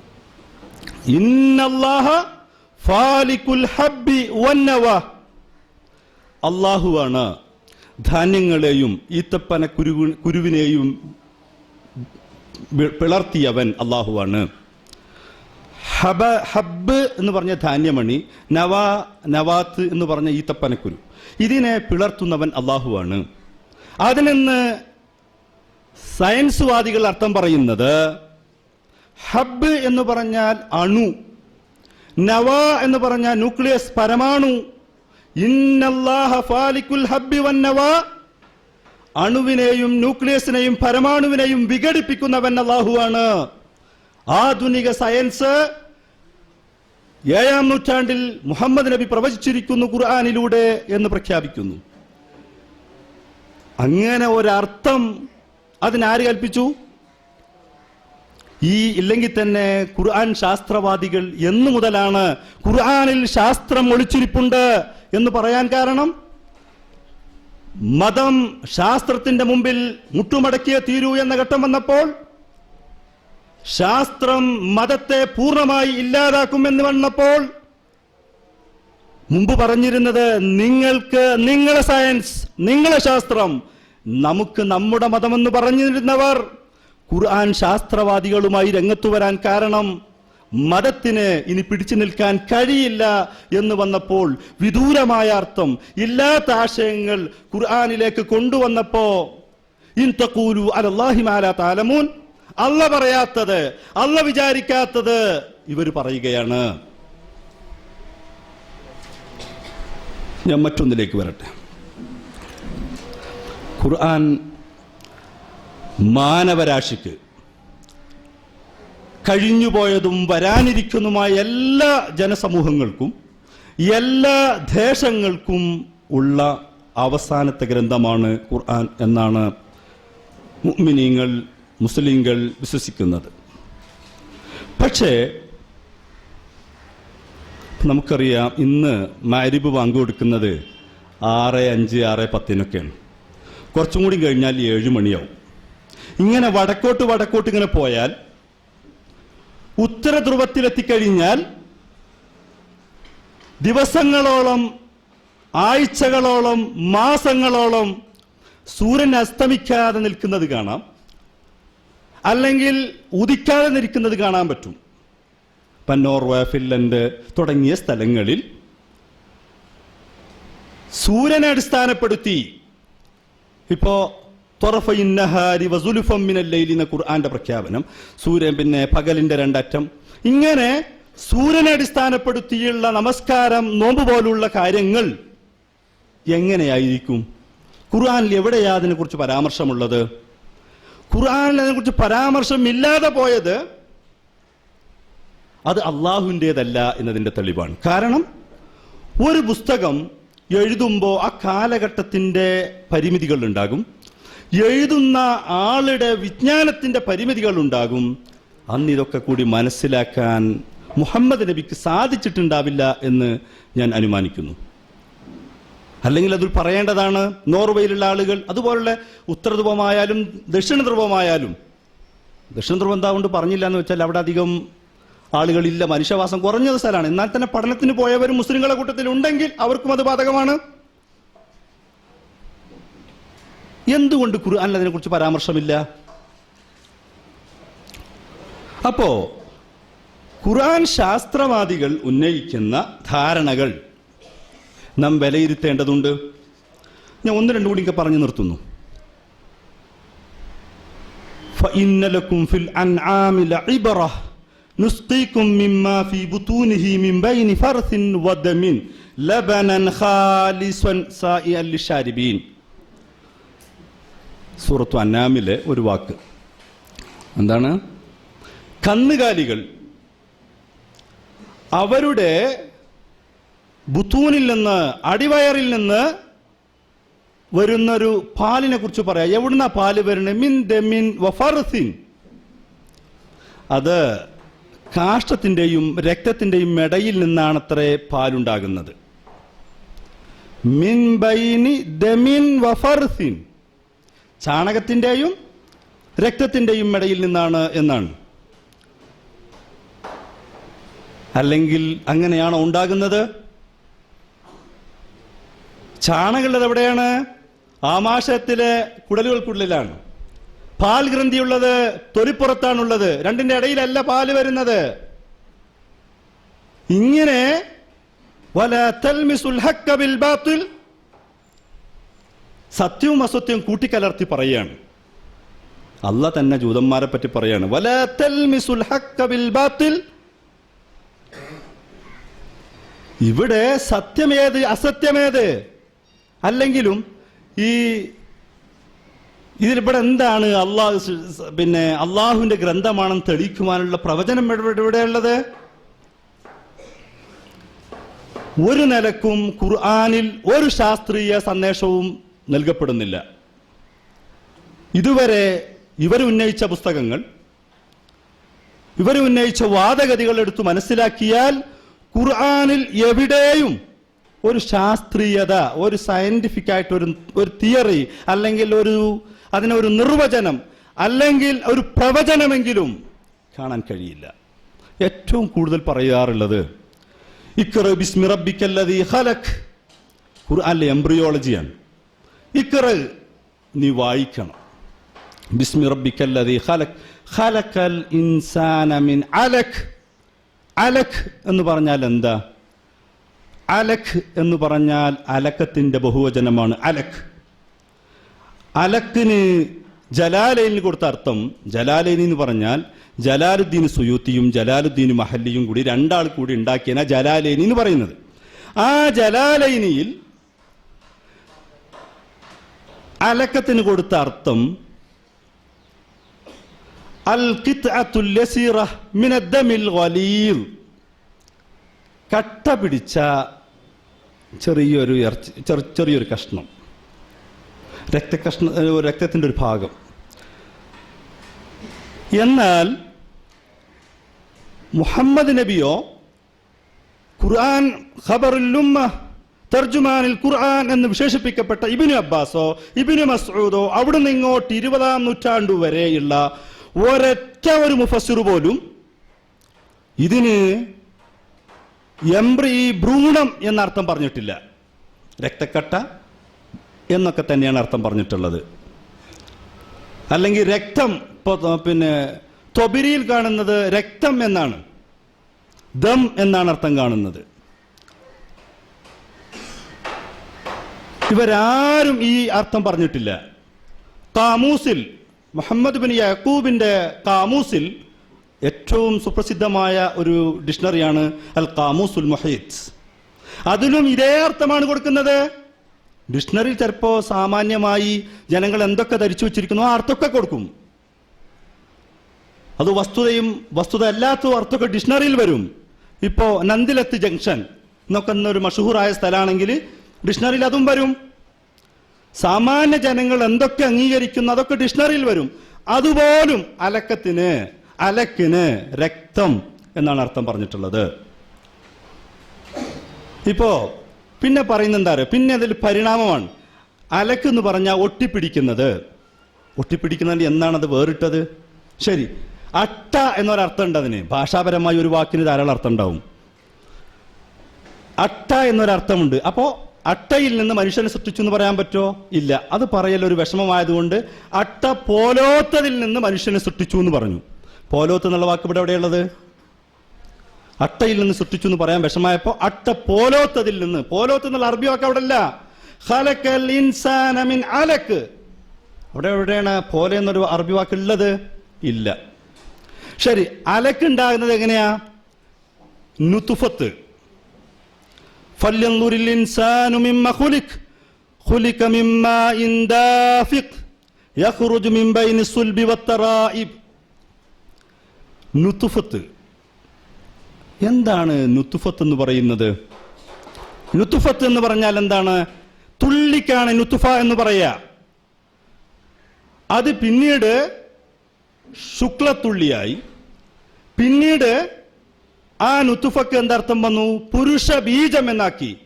കോടാനക്കോടി ബീജങ്ങളുള്ള ഒരു ബീജമാണ് നുതുഫ.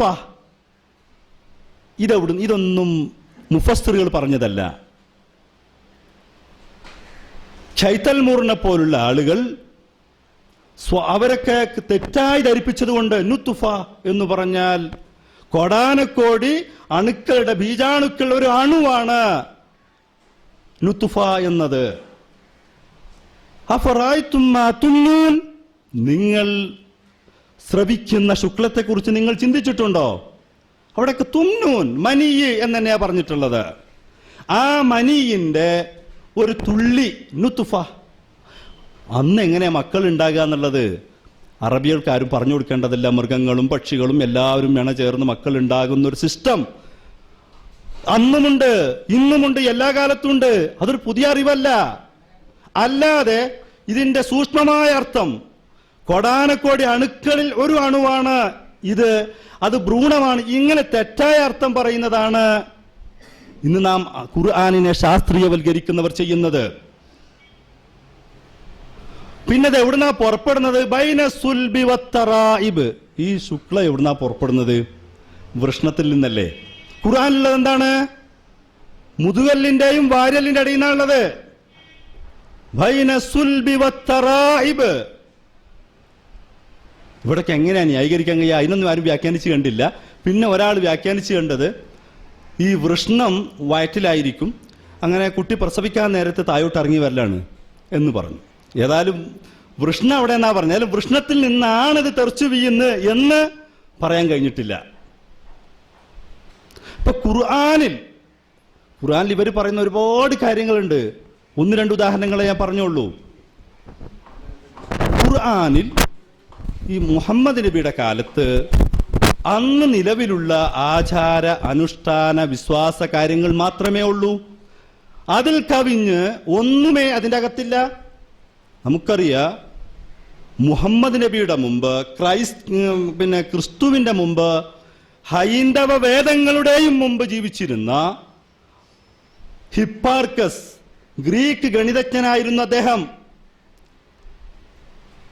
അദ്ദേഹം തന്നെ ഭൂമിയെക്കുറിച്ച് പറഞ്ഞത്, ഖുർആനില് ഭൂമി അല്ല ജബല് എന്ന ആണി അടിച്ചിട്ടില്ലെങ്കിൽ പട്ടം പോലെ പറന്നു പോകുന്നു പറയുന്ന സമയത്ത് ഹിപ്പാർക്കസിന്റെ വാക്ക് കേൾക്കേണ്ടതാണ്. BC 200 ജീവിച്ച ആളാണ് അദ്ദേഹം. മുഹമ്മദ് നബിച്ചിട്ട് ഇപ്പോൾ 1500, 600, 700, 2000 ഇങ്ങോട്ടായിട്ടുള്ളൂ. BC-യിലാണ് ഹിപ്പാർക്കസിന്റെ ലോകം. അന്ന് പറഞ്ഞത് ഭൂമിക്ക് 3 ചലനങ്ങളുണ്ട്. ഒന്ന് 24 മണിക്കൂർ കൊണ്ട് സ്വയം സാങ്കല്പിക അച്ചുതണ്ടിൽ നിന്ന് കറങ്ങുന്നു. മറ്റൊന്ന് അതോടൊപ്പം സൂര്യന് ചുറ്റും 365 ദിവസം കൊണ്ട് വലയം വെക്കുന്നു. മറ്റൊന്ന് മൂന്നാമത്തെ ഒരു ചലനമുണ്ട്, ഇൻകിനോസ് എന്ന് പറയുന്നത്. ഇപ്പൊ ഒരു പമ്പരങ്ങനെ നമ്മളുടെ എറിഞ്ഞാൽ അവസാനം അതിങ്ങനെ ഒരു ചാഞ്ചാട്ടമുണ്ട്. ഈ ചാഞ്ചാട്ടമുണ്ടെന്ന് സാമാന്യ ജനങ്ങൾക്കറിയില്ല. ഹിപ്പാർക്കസ് അന്ന് ഗണിതം ഉപയോഗിച്ചുകൊണ്ട്, അദ്ദേഹത്തിന്റെ നിരീക്ഷണം ഉപയോഗിച്ചുകൊണ്ട് പറഞ്ഞു 36,000 വർഷം വേണ്ടി വരും ഇങ്ങനെ ഒരു ആ ചാഞ്ചാട്ടം പൂർത്തീകരിക്കാൻ. ഇന്നത് സയൻസ് 25,772 വർഷം എന്ന് പറഞ്ഞു. അദ്ദേഹം പറഞ്ഞ കണക്കിൽ ചില വ്യത്യാസങ്ങളുണ്ടെങ്കിലും അന്ന് ഹിപ്പാർക്കസ് പറഞ്ഞു ഇങ്ങനെ 3 ചലനങ്ങളുണ്ട്. ഖുർആനിൽ പറഞ്ഞതോ ഭൂമി കുലുങ്ങാണ്ടിരിക്കാൻ, നിങ്ങളെ കൊണ്ട് കുലുങ്ങാണ്ടിരിക്കാൻ തെമീതപിക്കും, നിങ്ങളെ കൊണ്ട് ഇങ്ങനെ ആടാണ്ടിരിക്കാൻ അല്ല മല ജബല് എന്ന ആണിയടിച്ചു എന്നാ. ആണിയടിക്കുക. ഇപ്പൊ നോക്കൂ, ഈ കാണുന്ന സാധനം ഇതുമായിട്ട് ആണി അടിക്കണമെങ്കിൽ ആണി ഈ സാധനം വേണം, ഇതും വേണം, 3 എണ്ണം വേണ്ട. ഏറ്റവും ചുരുങ്ങിയത് ജബല് എന്ന ഒരാണി, ഭൂമി, മറ്റേത് ഏതാ ഉള്ളത്? ആണി. അങ്ങനെ സങ്കല്പിച്ചാൽ തന്നെ ഏതാണ് ആ 3ാമത്തെ വസ്തു? ഏതാണ്? ഇപ്പൊ ഈ സാധനത്തിന് ഇതുമായിട്ട് ആണി അടിക്കണമെങ്കിൽ ഇതാണി, ഇത് പിന്നെ ഇതുമായി കൂട്ടി യോജിപ്പിക്കാൻ അങ്ങനെ ആണി അടിക്കുന്നത്. ജബല് ഭൂമി, മറ്റേത് എന്താ ഉള്ളത്? എന്തുമായിട്ടാ കൂട്ടിയടിച്ചത്? ഇലകാണ്ടിരിക്കാൻ എന്താണ് അത് കൂട്ടിയടിച്ചത്? ശരി, അങ്ങനെ നോക്കൂ, കൃത്യമായി ഖുർആനെ കുറിച്ച് ഭൂമി നിങ്ങളെ കൊണ്ട് ചലിക്കാണ്ടിരിക്കാൻ, ഭൂമി നിശ്ചലമാണെന്ന് പറയുന്ന കാലത്താണ് 3 ചലനമുണ്ട് എത്രയോ വർഷം മുമ്പ് പറഞ്ഞത്. അല്ലെങ്കിൽ ആ കാലഘട്ടത്തിലെ കവികൾ എടുത്തു പരിശോധിച്ചാൽ, അവരുടെ ദീവാനുകൾ, അവരുടെ മുഅല്ലഖുകൾ എടുത്തു പരിശോധിച്ചാൽ ഖുർആൻ ഉപയോഗിച്ച അതേ പദങ്ങളെ കൊണ്ട് അവരെ കവിതകളിലുണ്ട്. എന്നാൽ ഏറ്റവും കൂടുതൽ മഹത്വം വരേണ്ടത് ആ കവികൾക്കാണ്. ഇതേ വാക്കുകൾ ഉപയോഗിച്ചുകൊണ്ട് അവർ കവിതകളിലുണ്ട്. അപ്പോ ഖുർആൻ ശാസ്ത്രവാദികളോട് എനിക്ക് ഒന്ന് മാത്രമേ ഈ വൈകിയ വേളയിൽ പറയാനുള്ളൂ. ഒന്ന്, ഖുർആൻ 10 വയസ്സായ കുട്ടി കാണാണ്ട് പഠിച്ചാൽ അവർക്ക് സമ്മാനം കൊടുക്കും. ബൈബിള് അതിന്റെ കണ്ടക്ഷ അടക്കം കാണാണ്ട് പഠിച്ചാൽ സമ്മാനം കൊടുക്കുന്നത് കാണാൻ പറ്റും. ശാസ്ത്രവാദികൾ ഒന്ന് ചെയ്യുക, ഒരു 4 നോബൽ സമ്മാനം കിട്ടിയ സയന്റിസ്റ്റിനെ വിളിച്ചിട്ട് കാണാണ്ട് ചോദിച്ചു നോക്കൂ, കാണാണ്ട് പഠിപ്പിച്ചു നോക്കൂ. ഒരൊറ്റ കുട്ടിക്കും അറിയുന്നില്ലല്ലോ. നോബൽ സമ്മാനം കിട്ടിയ 4 ശാസ്ത്രജ്ഞന്മാരെ പേരൊന്ന് പറഞ്ഞാട്ടെ. അവര് സമൂഹത്തിന് ചെയ്ത സേവനങ്ങൾ, മനുഷ്യന് വേണ്ടി ചെയ്ത ഉപകാരങ്ങൾ എന്തൊക്കെ എന്ന് പഠിച്ചു നോക്കൂ. അത് പഠിപ്പിക്കുന്നതിന് മുമ്പ് 10 വയസ്സായ കുട്ടിക്ക് ഖുർആൻ കാണാണ്ട് പഠിപ്പിച്ചു കൊടുക്കുന്ന ആളുകൾ, അത് കാണാപ്പാടം പഠിച്ചവർക്ക് സമ്മാനം കൊടുക്കുന്നവർ, സയൻസും ഖുർആനും ഒന്നാണെന്ന് പറയുന്നവർ, എന്താണ് സയൻസ് അല്ലെങ്കിൽ സയന്റിസ്റ്റ്, എന്തൊക്കെ ഉപകാരം, എന്തൊക്കെ നേട്ടങ്ങളാണ് സമൂഹത്തിന് വേണ്ടി അവർ ചെലവഴിച്ചത്. നമ്മൾ നിസ്സാര പ്രശ്നങ്ങൾക്ക് വേണ്ടി കാല കീല അർജഹ് അലഹ് എന്നൊക്കെ പറഞ്ഞ് സമൂഹത്തിലെ നിസ്സാര കാര്യങ്ങൾ എടുത്തിട്ട് തർക്കിക്കുമ്പോ ഒന്ന് മനസ്സിലാക്കുക, നമുക്ക് ജലദോഷവും പനിയും വരുമ്പോ പാരസെറ്റമോൾ 50 പൈസന്റെ അത് അമേരിക്കയിലുള്ള ഒരാൾ കഴിച്ചാലും ഇന്ത്യയിലുള്ള ഒരാൾ കഴിച്ചാലും പനി ഭേദമാകും. അത് കണ്ടെത്തിയവന്റെ മിടുക്ക്, അയാൾ സമൂഹത്തോട് ചെയ്ത സേവനം. ലോകത്ത് മുസ്ലിങ്ങൾ എന്തൊരു സേവനമാണ് ലോകത്തിന് നൽകിയിട്ടുള്ളത്? അല്ലെങ്കിൽ എല്ലാ മതഗ്രന്ഥങ്ങളോടും ചോദിക്കുകയാണ്, ഒരു ജലദോഷത്തിന്, ഒരു പനിക്ക് ഒരു ഗുളിക കണ്ടെത്താൻ നമുക്ക് കഴിഞ്ഞോ? ഖുർആൻ ഞങ്ങളടുത്തുണ്ട്, സയൻസ് ഞങ്ങളെ ഖുർആനിലുണ്ടെന്ന് പറയുന്നവർ, ആധുനിക സയൻസ് എന്ന് ഉദ്ഘോഷിക്കുന്ന അല്ലെങ്കിൽ തെളിയിച്ച ഏത് കാര്യമാണ് മുസ്ലിം ഉമ്മ ഈ സമൂഹത്തിന് നൽകിയിട്ടുള്ളത്?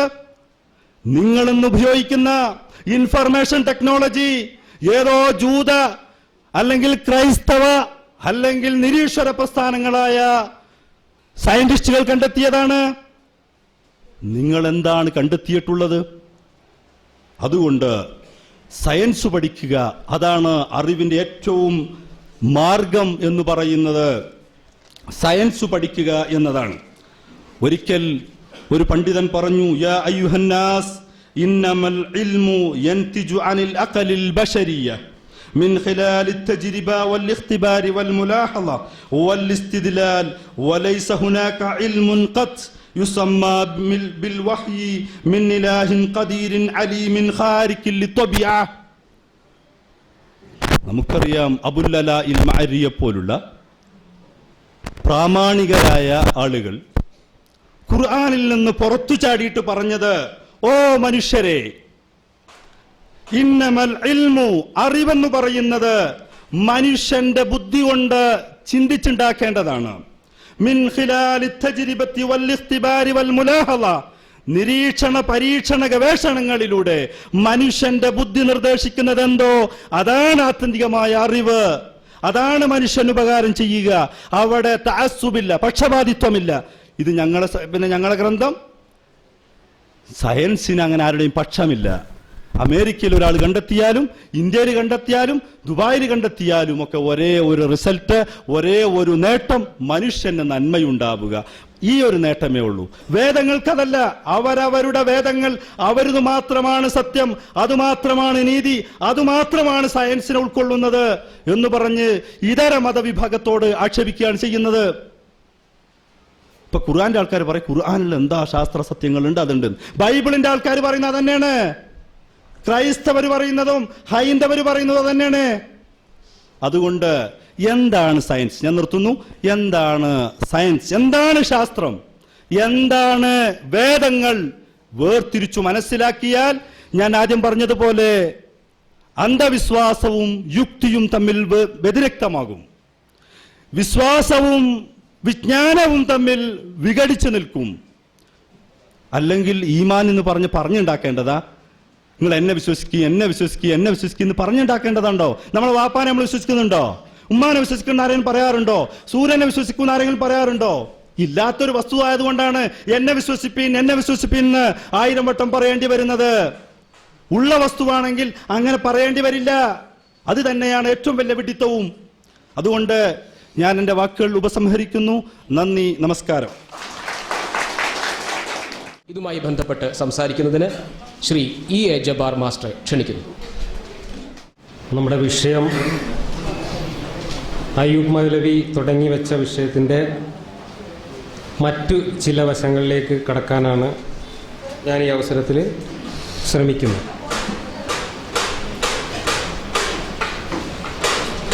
എൻ്റെ മുമ്പിൽ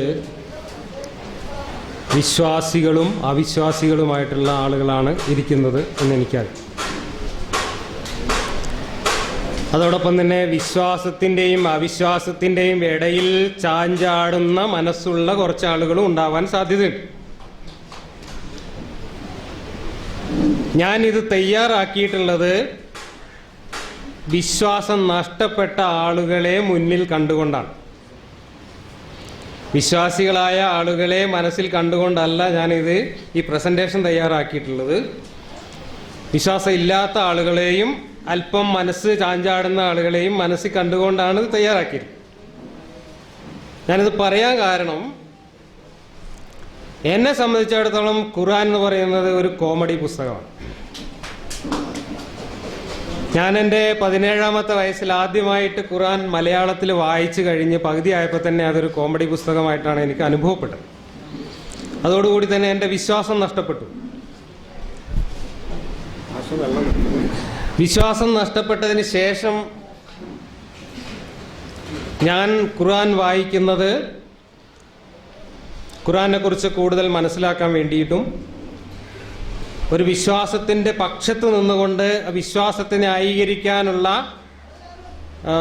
പഴുതുകൾ കണ്ടെത്താൻ വേണ്ടിയുള്ള ഗവേഷണത്തിലല്ല ഞാൻ ഏർപ്പെട്ടത്. മറിച്ച് എന്താണ് ചരിത്രപരമായി മനഃശാസ്ത്രപരമായി ഖുർആൻ മുന്നോട്ട് വയ്ക്കുന്ന സംഗതികൾ, അതിൻ്റെ വരികൾക്കിടയിൽ ഒളിഞ്ഞു കിടക്കുന്ന അയ്യൂബ് മൗലവി പറഞ്ഞതുപോലെയുള്ള ചരിത്രം എന്താണ്, ശാസ്ത്രം എന്താണ്, മനഃശാസ്ത്രം എന്താണ്, അതിൻ്റെ അകത്തുള്ള വിജ്ഞാനം എന്താണ് തുടങ്ങിയ കാര്യങ്ങൾ നിഷ്പക്ഷമായി മനസ്സിലാക്കാൻ വേണ്ടിയാണ് ഞാൻ ഖുർആൻ വായിച്ചത്. അങ്ങനെ വായിച്ചപ്പോൾ എനിക്ക് മനസ്സിലായ കാര്യങ്ങളിൽ ചിലത് മാത്രമാണ് ഞാൻ നിങ്ങളുടെ മുമ്പിൽ അവതരിപ്പിക്കാൻ പോകുന്നത്. ഖുർആൻ എങ്ങനെയാണ് കിട്ടിയത് എന്ന് നിങ്ങൾക്ക് എല്ലാവർക്കും അറിയാം, നമുക്കൊക്കെ അറിയാം. ഖുർആൻ്റെ വക്താക്കൾ അവകാശപ്പെടുന്നത്, അല്ലെങ്കിൽ ഖുർആൻ സ്വയം അവകാശപ്പെടുന്നത്, അത് ആകാശത്തു നിന്ന് അള്ളാഹു എന്ന് പറയുന്ന ഏകദൈവത്തിൻ്റെ അടുത്ത് നിന്ന് ജിബ്രീൽ എന്ന് പറയുന്ന ഒരു മലക്ക് അല്ലെങ്കിൽ ഒരു മാലാഖ കൊണ്ടുവന്ന് മുഹമ്മദ് എന്ന് പറയുന്ന മനുഷ്യനെ പ്രത്യേക രീതിയിൽ മുഹമ്മദിൻ്റെ മനസ്സിലേക്ക് വഹിയായിട്ട് എത്തിച്ചു കൊടുക്കുന്നതാണ്. ഔഹ എന്ന് പറയും. അങ്ങനെ എത്തിച്ചു കിട്ടിയ സന്ദേശങ്ങൾ മുഹമ്മദ് നബി അദ്ദേഹത്തിൻ്റെ വാക്കുകളിലൂടെ, അദ്ദേഹത്തിൻ്റെ നാക്കും വാക്കും ഉപയോഗിച്ചുകൊണ്ട് അന്നത്തെ ആളുകളോട് പറഞ്ഞു. ആ പറഞ്ഞ കാര്യങ്ങൾ അന്നത്തെ ആളുകൾ കുറേ പേര് എഴുതിയെടുത്ത കാര്യങ്ങൾ പലകയിലും ഓലയിലും മറ്റുമായി എഴുതി സൂക്ഷിച്ചു. കുറേ ആളുകൾ അത് കാണാപ്പാഠം പഠിച്ചു. ഹാഫിളുകൾ എന്ന് പറയുന്ന മുഴുവൻ കാണാപ്പാഠം പഠിച്ച ആളുകൾ ഉണ്ടായിരുന്നു.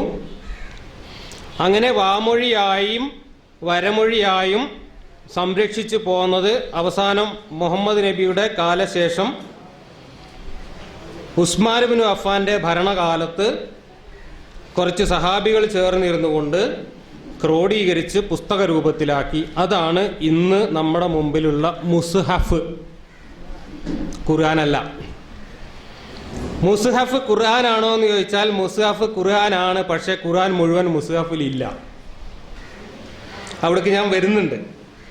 ഖുർആന്റെ 1/4 മുസ്ഹഫിലുള്ളൂ എന്നാണ് ഷിയാക്കൾ പറയുന്നത്. ഷിയാക്കളുടെ എൻസൈക്ലോപീഡിയയിൽ ഞാൻ വായിച്ചത് ഇപ്പോൾ ഉള്ള ഖുർആൻ മുസ്ഹഫ് ആകെ ഇറങ്ങിയ ഖുർആന്റെ 4/1 5/1 ഉള്ളൂ. ബാക്കിയൊക്കെ ക്രോഡീകരിക്കുന്ന സമയത്ത് നഷ്ടപ്പെട്ടു പോയിട്ടുണ്ട്. ആ വിഷയത്തിൽ ഞാൻ പിന്നീട് വരാം. എന്തായാലും അങ്ങനെയാണ് ഖുർആൻ എന്ന് പറയുന്ന വേദഗ്രന്ഥം കിട്ടിയിട്ടുള്ളത് എന്നാണ് മുസ്ലിങ്ങളുടെ പൊതുവിലുള്ള വിശ്വാസം. പക്ഷെ ഇവിടെ ഒരുപാട് സംശയങ്ങൾ, സ്വാഭാവികമായി യുക്തിപരമായ ചില സംശയങ്ങൾ ആദ്യം തന്നെ മുന്നോട്ട് വരുന്നുണ്ട്. ഞാൻ ആ സംശയങ്ങളിലേക്ക് വരുന്നതിന് മുമ്പ് ഈ വെളിപാടുകൾ ഇറക്കുക എന്ന് പറയുന്ന ആ പ്രതിഭാസത്തെക്കുറിച്ച് എൻ്റെ ഒരു അനുഭവം പറയാം. വെളിപാടുകൾ ഇറങ്ങുന്നത് കാണാത്തവർ എന്തായാലും മലപ്പുറം ജില്ലയിലോ അല്ലെങ്കിൽ കേരളത്തിലോ ഉണ്ടാവാൻ സാധ്യത കുറവാണ്. കാരണം ഏതൊരു ഉത്സവത്തിൽ ചെന്നാലും നമ്മുടെ നാട്ടിലെ ഈ പ്രാദേശിക ഗോത്ര ദൈവങ്ങൾ, കുടുംബ ദൈവങ്ങൾ, കുലദൈവങ്ങളൊക്കെ ആയിട്ടുള്ള ചാത്തനും മുത്തപ്പനും ഒക്കെ ആയിട്ടുള്ള ദൈവങ്ങളൊക്കെ തന്നെ ഈ വെളിപാടുകൾ ഇറക്കുന്നുണ്ട്. അവരൊക്കെ ഈ നാടൻ ദൈവങ്ങളൊക്കെ വെളിപാടുകൾ ഇറക്കാൻ വേണ്ടി ഉപയോഗിക്കുന്നത് മനുഷ്യരെയാണ്. അങ്ങനെയുള്ള മനുഷ്യരെ നമ്മൾ വെളിച്ചപ്പാടുകൾ എന്നാണ് പറയുക, പ്രവാചകന്മാർ എന്നും പറയാം. എനിക്ക് പരിചയമുള്ള ഒരു വെളിച്ചപ്പാടിൻ്റെയും ഒരു ദൈവത്തിൻ്റെയും വെളിപാടിൻ്റെയും കാര്യം പറഞ്ഞുകൊണ്ടാണ് ഞാൻ ഈ വെളിപാട് എന്താണ് എന്ന വിഷയത്തിലേക്ക് വരാൻ പോകുന്നത്. എൻ്റെ നാട് ഇവിടെ അടുത്താണ്, വണ്ടൂരിനടുത്ത പന്തല്ലൂരാണ്. പന്തല്ലൂർ എൻ്റെ വീടിൻ്റെ തൊട്ടടുത്ത് ഒരു പൊലയരുടെ കോളനി ഉണ്ടായിരുന്നു, ഇപ്പോഴും ഉണ്ട്. ഈ കോളനിയിൽ ഒരു 10-20 കുടുംബങ്ങൾ താമസിക്കുന്ന ഒരു ചെറിയ ഗോത്രമാണ്, അല്ലെങ്കിൽ ഒരു ചെറിയ ഒരു കോളനിയാണ്. അവിടെ ഒരു ചെറിയ അമ്പലമുണ്ട്. അമ്പലം എന്ന് പറഞ്ഞാൽ വളരെ ദാരിദ്ര്യം പിടിച്ചൊരു അമ്പലം. മണ്ണുകൊണ്ടൊക്കെ ഇങ്ങനെ കുഴച്ച് ചെറിയൊരു ചുമരും പിന്നെ വൈക്കോലുകൊണ്ട് മേഞ്ഞ ഒരു ചെറിയ കൂനയായിട്ടുള്ള ഒരു വളരെ ചെറിയൊരു കുടിലാണ് അമ്പലം. അതിനകത്ത് മരം കൊണ്ടുണ്ടാക്കിയ ഒരു ദാരിദ്ര്യം പിടിച്ച ദൈവമാണ് മുത്തപ്പൻ. ആ ദൈവത്തിൻ്റെ പ്രവാചകൻ അല്ലെങ്കിൽ വെളിച്ചപ്പാടാണ് കോളനിയിലുള്ള ചാത്തൻ. അന്ന് ചാത്തനായിരുന്നു, ഇപ്പോൾ ചാത്തനൊക്കെ മരിച്ചുപോയി, ഇപ്പോൾ വേറെ ആൾക്കാർ. അപ്പോൾ എൻ്റെ വീട്ടിൻ്റെ തൊട്ടടുത്ത് എന്ന് പറഞ്ഞാൽ എൻ്റെ വീട്ടിൽ നിന്ന് ഇങ്ങനെ നോക്കിയാൽ അവിടെ നടക്കുന്ന സംഗതികളൊക്കെ കാണാം. അപ്പോൾ എല്ലാ വർഷവും അവിടെ ഈ മുത്തപ്പൻ്റെ ഒരു ഉത്സവമുണ്ട്, ആട്ടുന്നോ എന്തോ പറയും. മുത്തപ്പനെ, ഈ മരത്തിൻ്റെ മുത്തപ്പനെ തൊട്ടടുത്ത് പുഴയിലേക്ക് എഴുന്നള്ളിച്ച് കൊണ്ടുപോയി ഒന്ന് കുളിപ്പിച്ച് കൊണ്ടുവരിക എന്നുള്ളത് ഒരു ചടങ്ങാണ്. പാലക്കൊമ്പൊക്കെ ആയിട്ടാണ് കൊണ്ടുപോവുക, തിരിച്ചു കൊണ്ടുവരും. ഈ കുളിപ്പിക്കലാണ് അവിടുത്തെ ഒരു പ്രധാന ചടങ്ങ്. അതിൻ്റെ കൂടെ തന്നെ ഈ ചാത്തൻ എന്ന് പറയുന്ന വെളിച്ചപ്പാട് വാളെടുത്തിട്ട് ഇങ്ങനെ തുള്ളി ഉറഞ്ഞിട്ട് ഈ മുത്തപ്പൻ്റെ സന്ദേശങ്ങൾ, മുത്തപ്പന് പറയാനുള്ള കാര്യങ്ങൾ ചാത്തൻ വെളിച്ചപ്പാട് അയാളുടെ ഭാഷയിൽ അങ്ങനെ പറയും. സാധാരണ ചാത്തൻ സംസാരിക്കുന്ന ഭാഷയല്ല, സാധാരണ സംസാരിക്കുന്ന ശരീരഭാഷയുമല്ല, സാധാരണ സംസാരിക്കുന്ന ട്യൂണും ടോണും അല്ല. കുറച്ച് വ്യത്യസ്തമായ രീതിയിൽ ചില പ്രത്യേക ശബ്ദങ്ങളൊക്കെ ഉണ്ടാക്കിക്കൊണ്ട് ചാത്തൻ ഇങ്ങനെ വെളിപ്പെടാറുണ്ട്. കോളനിയിൽ ആരെങ്കിലും മരിക്കുകയോ അല്ലെങ്കിൽ എന്തെങ്കിലും അനർത്ഥങ്ങൾ ഒരു വർഷം സംഭവിക്കുകയോ ചെയ്താൽ ആ കൊല്ലം നടക്കുന്ന ഉത്സവത്തിൽ അതിൻ്റെ കാരണം മുത്തപ്പൻ പറയും. ഒരു കൊല്ലം ചെള്ളിച്ചി എന്ന് പേരുള്ള ഒരു ആ കോളനിയിൽ ഉണ്ടായിരുന്ന മുത്തശ്ശി, 90 വയസ്സായ മുത്തശ്ശി മരിച്ചു. ആ കൊല്ലം ഉത്സവം നടക്കുമ്പോൾ ചെള്ളിച്ച് മരിക്കാനുള്ള കാരണം മുത്തപ്പൻ ഇങ്ങനെ വെളിപാടായിട്ട് പറഞ്ഞു. ആ പറഞ്ഞ ഭാഷ എനിക്ക് അനുകരിക്കാൻ കഴിയില്ല, പക്ഷെ ഞാൻ അതിൻ്റെ ആശയം പറയാം. അനർത്ഥങ്ങൾ എന്തുണ്ടായാലും അതിന് കാരണം പറയുക എന്നുള്ളത് ഈ മുത്തപ്പന്റെ സ്വഭാവമാണ്, പതിവാണ്. മുത്തപ്പന് വേണ്ടി ചാത്തനാണ് അതൊക്കെ പറയുക. ചാത്തൻ പറഞ്ഞ കാരണം എനിക്ക് വളരെ രസകരമായിട്ട് തോന്നി. ഞാനത് ചെറിയ കുട്ടിയാണ്, എന്നാലും ഈ സംഭവം എനിക്ക് ഭയങ്കര ഇൻട്രസ്റ്റ് ആയിരുന്നു. ഞാൻ എന്നും അത് വളരെ ചെവി കൂർപ്പിച്ച് കേൾക്കും. എന്താ പറയുന്നത്? പറഞ്ഞ കാരണം എന്തായിരുന്നു? നിങ്ങൾക്കിപ്പോൾ എൻ്റെ കാര്യത്തിൽ തീരെ ശ്രദ്ധ ഇല്ലാണ്ടായിട്ടുണ്ട്. നിങ്ങൾ കഴിഞ്ഞ കൊല്ലം എനിക്ക് വെട്ടി തന്ന കോഴി കുരുപ്പുള്ള കോഴിയായിരുന്നു. ശ്രദ്ധ ഇല്ലാതെ അതിൻ്റെ ഉദാഹരണങ്ങളാണ് പറഞ്ഞത്. നിങ്ങൾ എനിക്ക് ഒഴിച്ചു തന്ന, ചിരട്ടിയിൽ ഒഴിച്ചു തന്ന കള്ളുണ്ടല്ലോ, ആ കള്ളിൽ ഈച്ചയും മറ്റേ ഉറുമ്പൊക്കെ ഉണ്ടായിരുന്നു. നിങ്ങൾ അതൊന്നും ശ്രദ്ധിച്ചില്ല. എൻ്റെ കാര്യത്തിൽ നിങ്ങൾക്ക് അത്രയും ശ്രദ്ധയുള്ളൂ. അതാണ് ഞാൻ ചെള്ളിച്ചീനെ കൊണ്ടുപോകാൻ കാരണം എന്നാണ് മുത്തപ്പൻ പറഞ്ഞത്. ഇങ്ങനെ എന്ത് അനർത്ഥം കോളനിയിൽ ഉണ്ടായാലും അതിനൊക്കെ ഇതുപോലെ ഒരു കാരണം ഈ മുത്തപ്പൻ പറയും. അപ്പൊ ഈ കാരണം കേട്ടപ്പോൾ സംഗതി നമുക്ക് ഏകദേശം പിടികിട്ടിയെങ്കിൽ എന്താണ് ഈ വെളിപാട് ഇറങ്ങുന്നതിന്റെ ഗുട്ടൻസ് എന്നുള്ള അന്ന് എനിക്ക് മനസ്സിലായില്ല. കാരണം അത് വെളിപാട് ഇറങ്ങുമ്പോൾ സാധാരണ രീതിയിലൊന്നല്ല, അതിന്റെ ചില ലക്ഷണങ്ങളൊക്കെ ഉണ്ട്. ഇത് ചാത്തനല്ല കേട്ടോ, അത് വേറെയാണ്. ഇത് സാധാരണ നമ്മൾ കാണുന്ന എന്താ അതിന്റെ ലക്ഷണങ്ങള്? അസാധാരണമായ വിയർപ്പ്, ഏത് തണുപ്പ് കാലത്തായാലും വിയർത്തൊഴുകും. അസാധാരണമായിട്ടുള്ള ഒരു വായിൽ നിന്ന് നൊരയും പതയും വരും. അസാധാരണമായ ശബ്ദം, മുക്ര ഇടുന്നത് പോലെ ശബ്ദം പുറപ്പെടുവിക്കും. ചിലപ്പോൾ പനി ഉണ്ടാവും, ചിലപ്പോൾ മോഹാലസ്യപ്പെട്ട് വീഴും. ഇങ്ങനെയൊക്കെയുള്ള പലതരത്തിലുള്ള ലക്ഷണങ്ങൾ കാണിച്ചുകൊണ്ടാണ് ഈ വെളിപാടുകൾ ഉരുവിടുക. ഈ ലക്ഷണങ്ങളൊക്കെ എല്ലാം നല്ല വെളിച്ചപ്പാടുകൾ, അത് ആത്മാർത്ഥതയുള്ള വെളിച്ചപ്പാടുകളെ ഈ ലക്ഷണമൊക്കെ കാണിക്കുള്ളൂ. കള്ള വെളിച്ചപ്പാടുകളുണ്ട്, ഒരു ലക്ഷണവും കാണിക്കില്ല. അവരിങ്ങനെ വെറുതെ അഭിനയിക്കുള്ളൂ. അത് കാശിട്ടാൻ വേണ്ടി വെറുതെ തുള്ളുന്നതാണ്. പക്ഷെ ആത്മാർത്ഥതയുള്ള, ഇത് ശരിക്കും വിശ്വസിച്ചുകൊണ്ട് ചെയ്യുന്ന വെളിച്ചപ്പാടുകൾ ഈ ലക്ഷണങ്ങളൊക്കെ കാണിക്കും. അന്ന് ഇതിന്റെ മനഃശാസ്ത്രമൊന്നും എനിക്കറിയില്ല. പക്ഷെ ഇന്ന് എനിക്കിതിന്റെ മനഃശാസ്ത്രമൊക്കെ അറിയാം. ഞാൻ ഇതിനെക്കുറിച്ചൊക്കെ പിന്നീട് മനഃശാസ്ത്രത്തെക്കുറിച്ചൊക്കെ പഠിച്ചപ്പോൾ ഇത് വളരെ ലളിതമായി ഒരു മനഃശാസ്ത്രജ്ഞന് വിശദീകരിക്കാവുന്ന വളരെ സിമ്പിളായിട്ടുള്ള ഒരു സംഗതിയാണ്. എന്താണ് ആൾട്ടേർഡ് സ്റ്റേറ്റ് ഓഫ് കോൺഷ്യസ്നെസ് എന്ന് പറയുന്ന ഒരു മാനസികാവസ്ഥയാണ്, വ്യതിരിക്ത ബോധാവസ്ഥ.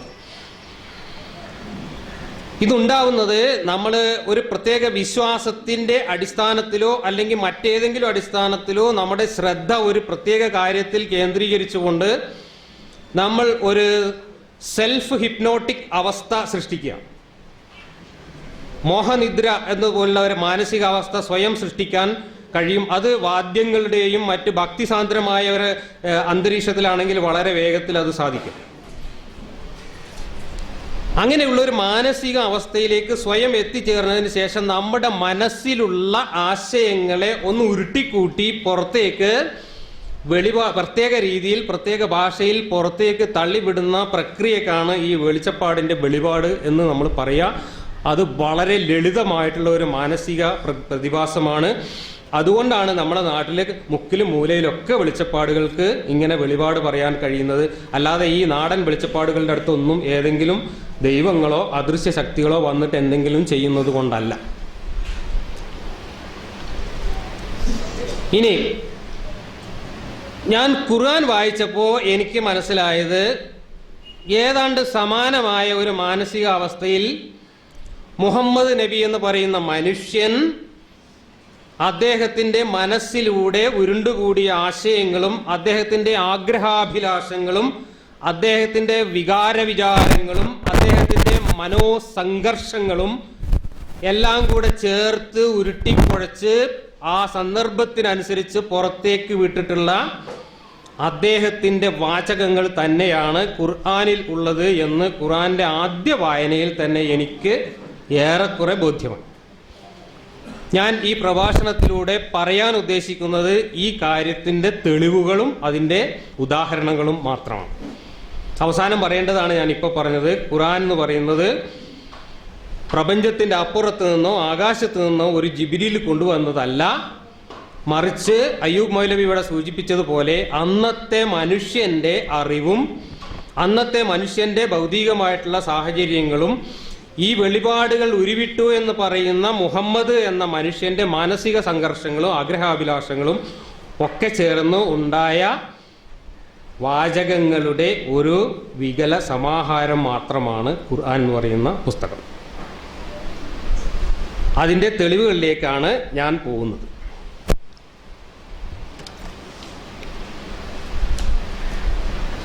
മുഹമ്മദിന് ആദ്യമായി വെളിപാടിൻ്റെ അനുഭവങ്ങൾ ഉണ്ടായ കാര്യമാണ് ബുഖാരിയുടെ ഹദീസിൽ ആദ്യത്തെ പ്രധാനപ്പെട്ട ഹദീസുകളായിട്ട് വരുന്നത്.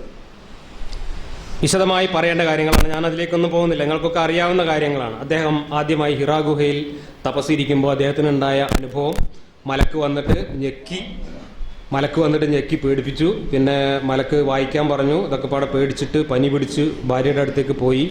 അങ്ങനെ പനി പിടിച്ച് കിടന്നു, പുതച്ചു മൂടി കിടന്നു. അങ്ങനെ ഒരുപാട് സംഭവങ്ങളൊക്കെ പറയുന്നു. ഇങ്ങനെയുള്ള 2-3 അനുഭവങ്ങളാണ് ആദ്യം അദ്ദേഹത്തിന് ഉണ്ടാവുന്നത്.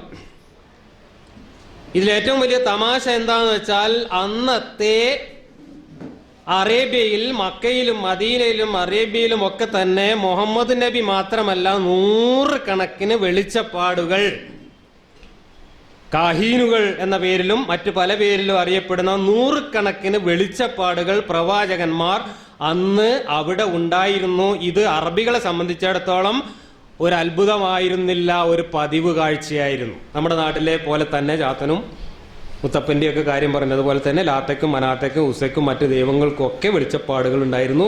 ഈ വെളിച്ചപ്പാടുകളെല്ലാം അവരവരുടെ ഭാഷയിൽ ആളുകളുമായി ആശയ സംവേദം നടത്തിയിരുന്നു. അതുകൊണ്ട് അറേബ്യയിൽ പതിവുള്ള ഒരു സംഭവം തന്നെയാണ് മുഹമ്മദ് നബിയും അവതരിപ്പിച്ചത്. എന്നാൽ അങ്ങനെ അനുഭവമുള്ള ആളുകൾക്ക് പ്രത്യക്ഷപ്പെടുന്നത് ചിലപ്പോൾ മലക്കുകളാവാം, ചിലപ്പോൾ ജിന്നുകളാകാം, ചിലപ്പോൾ ചെകുത്താന്മാരാവാം എന്നൊക്കെ അന്ന് അറബികൾ വിശ്വസിച്ചിരുന്നു. ഇവിടെ മുഹമ്മദ് നബിക്ക് ഈ അനുഭവം ഉണ്ടായപ്പോൾ അദ്ദേഹത്തിന് ആകാശത്ത് പ്രത്യക്ഷപ്പെടുന്നത് അല്ലെങ്കിൽ അദ്ദേഹത്തിന്റെ അടുത്തേക്ക് വരുന്ന ആള് മലക്കാണോ അതോ വേറെ ആരെങ്കിലും ആണോ എന്ന് അറിയാൻ വേണ്ടിയിട്ട് ഒരു കൺഫർമേറ്ററി ടെസ്റ്റ് നടത്തുന്നുണ്ട് ഖദീജ. അദ്ദേഹത്തിന്റെ ഭാര്യ ഖദീജയാണ് ആ ടെസ്റ്റ് നടത്തുന്നത്. ഇവിടെ വിശ്വാസികളായ സുഹൃത്തുക്കൾ ചിന്തിക്കേണ്ട ഒരു കാര്യം, ഖദീജ എന്ന് പറയുന്ന ആള് അന്നത്തെ ജാഹിലിയ സമൂഹത്തിലെ വിശ്വാസങ്ങൾ മാത്രം വെച്ച് പുലർത്തിയിരുന്ന ആളാണ്. മറ്റുള്ള വേറൊരു വിജ്ഞാനവും കിട്ടാത്ത ആളാണ്. അപ്പൊ ജാഹിലിയ കാലത്ത് നിലവിലുണ്ടായിരുന്ന ഒരു അന്ധവിശ്വാസത്തിന്റെ അടിസ്ഥാനത്തിലാണ് ഖദീജ ടെസ്റ്റ് നടത്തുന്നത്. ജാഹിലിയ വിശ്വാസത്തിന്റെ അടിസ്ഥാനത്തിൽ നടന്ന ഒരു ടെസ്റ്റിലൂടെയാണ് പ്രവാചകത്വം കൺഫേം ചെയ്യുന്നത്, സ്ഥിരീകരിക്കപ്പെടുന്നത് എന്നത് വളരെ അത്ഭുതകരമായിട്ടുള്ള ഒരു സംഭവമാണ്. എന്താ ടെസ്റ്റ്? ഖദീജ പറഞ്ഞു, ഇനി ജിബ്രീൽ വരികയാണെങ്കിൽ വിവരം എന്നോട് പറയണം. അങ്ങനെ ഇരിക്കെ ജിബ്രീൽ ആകാശത്ത് പ്രത്യക്ഷപ്പെട്ടപ്പോൾ മുഹമ്മദ് ഖദീജയോട് പറഞ്ഞു, അതാ വന്നിട്ടുണ്ട് എന്ന് പറഞ്ഞു. അപ്പൊ ഖദീജ പറഞ്ഞു, അങ്ങോട്ട് വരി, എന്റെ മടിയിലൊന്ന് ഇരിക്കുന്നു പറഞ്ഞു. നബീനെ മടിയിൽ ഇരുത്തിയിട്ട് ഇപ്പൊ കാണുന്നുണ്ടോന്ന് ചോദിച്ചു. ആ കാണുന്നുണ്ട് കാരണം. പിന്നെ ഇടത്തെ തൊടയുമെന്ന് വലത്തെ തൊടയുമൊക്കെ മാറ്റി ഇരുത്തിയിട്ട് ഇപ്പൊ കാണുന്നുണ്ടോ ചോദിച്ചു. ആ കാണുന്നുണ്ട് കാരണം. കുറച്ച് കഴിഞ്ഞപ്പോൾ ഖദീജ അവളുടെ മേൽവസ്ത്രം അഴിച്ചു. എന്നിട്ട് നബീനെ മടിയിൽ ഇരുത്തിയിട്ട് ഇപ്പൊ കാണുന്നുണ്ടോ ചോദിച്ചു. അപ്പൊ ഇല്ല, പോയി. അപ്പൊ ഖദീജ പറഞ്ഞു, എന്നാ പേച്ചിട്ടില്ല, അത് മലക്കന്നെയാണ്, ചെയ്ത്താനല്ല. അപ്പൊ അന്നത്തെ ജാഹിലിയ കാലത്തുള്ള വിശ്വാസം അനുസരിച്ച് പെണ്ണുങ്ങൾ വസ്ത്രം അഴിച്ചോടത്ത് ചുറ്റിപ്പറ്റി നിൽക്കുക ചെയ്ത്താനാണ്, മലക്ക് അവിടെ നിൽക്കൂല. അപ്പൊ ഈ ജാഹിലിയ വിശ്വാസത്തിന്റെ ബലത്തിൽ ഖദീജ ഒരു ടെസ്റ്റ് നടത്തിയിട്ടാണ് മുഹമ്മദിന് പ്രത്യക്ഷപ്പെടുന്നത് ജിബ്രീലാണ്, മലക്കാണ്, ജിന്നല്ല, ചെയ്ത്താനല്ല എന്ന് സ്ഥിരീകരിക്കപ്പെടുന്നത്. ഇനി എന്താണ് വെളിപാടുകളുടെ ഉറവിടം? അത് പരിശോധിക്കേണ്ടതല്ലേ? നമ്മളൊക്കെ ചെറുപ്പത്തിൽ ഇത് വിശ്വസിച്ചു പോന്നാൽ പിന്നെ പ്രശ്നമൊന്നുമില്ല. ഞാൻ നേരത്തെ പറഞ്ഞു, വിശ്വാസികളായ ആളുകളെ സംബന്ധിച്ചിടത്തോളം അവർ വിശ്വസിക്കുന്ന വേദഗ്രന്ഥത്തിൽ ഒരു കുഴപ്പവും അവർക്ക് കാണാൻ കഴിയില്ല എന്ന് മാത്രമല്ല, അതിലുള്ള കുഴപ്പങ്ങളൊക്കെ അവർ ശാസ്ത്രമാക്കി മാറ്റുകയും ചെയ്യും. അതിന് എന്ത് വിദ്യ വേണമെങ്കിലും അവർ പ്രയോഗിക്കും. അത് വിശ്വാസത്തിന്റെ ഒരു മനഃശാസ്ത്രമാണ്.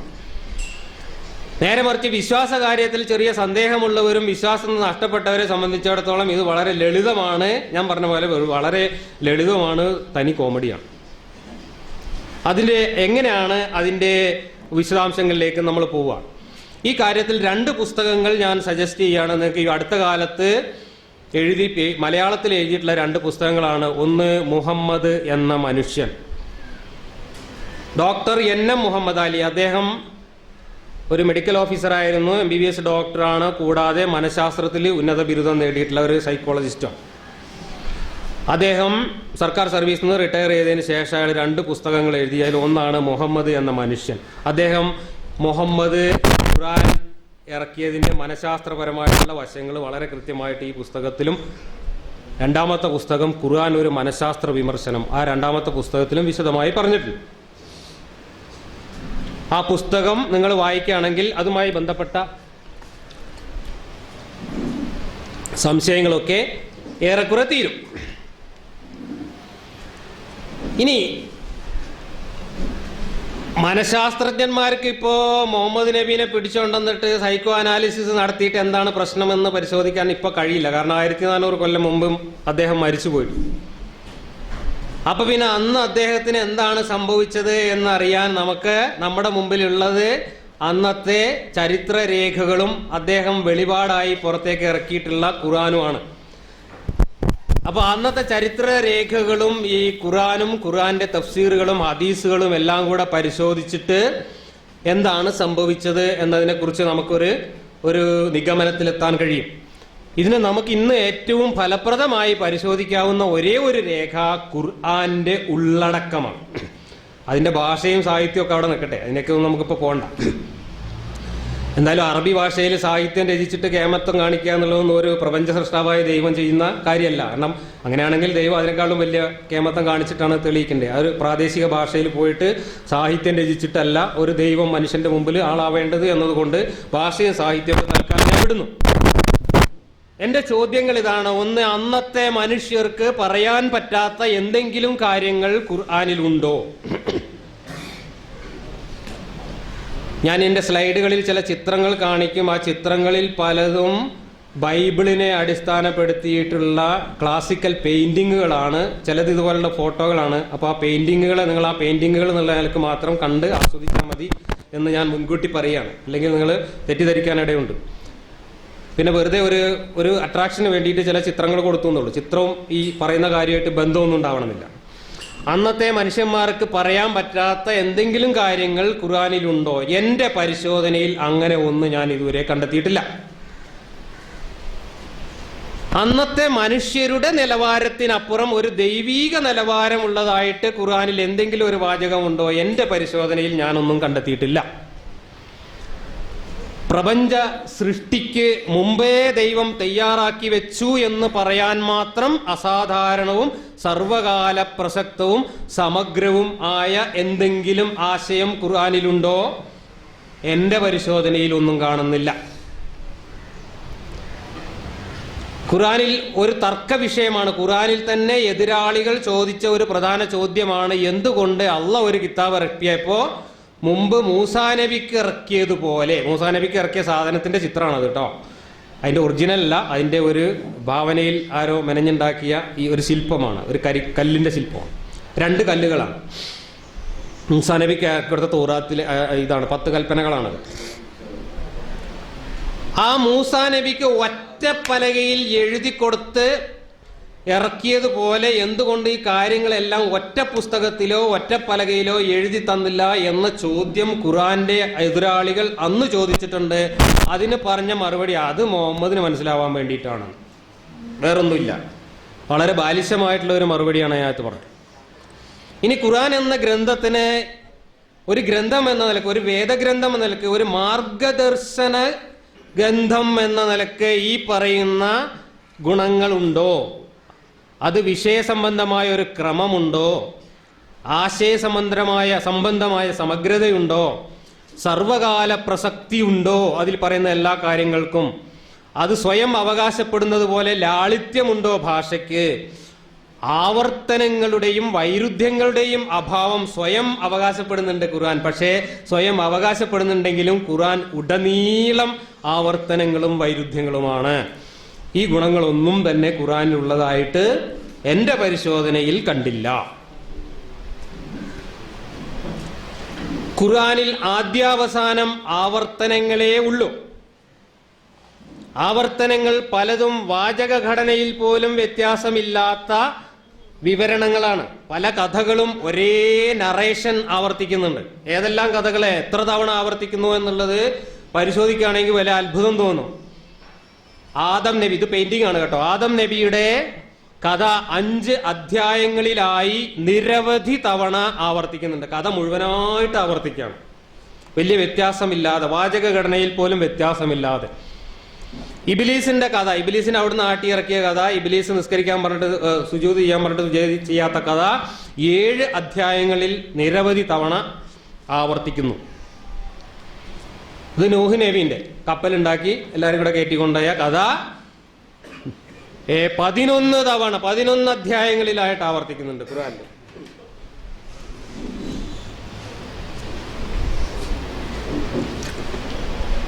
ഇബ്രാഹിം നബിയുടെ പുത്രബലിയുമായി ബന്ധപ്പെട്ട ഒരു പെയിന്റിംഗ് ആണത്.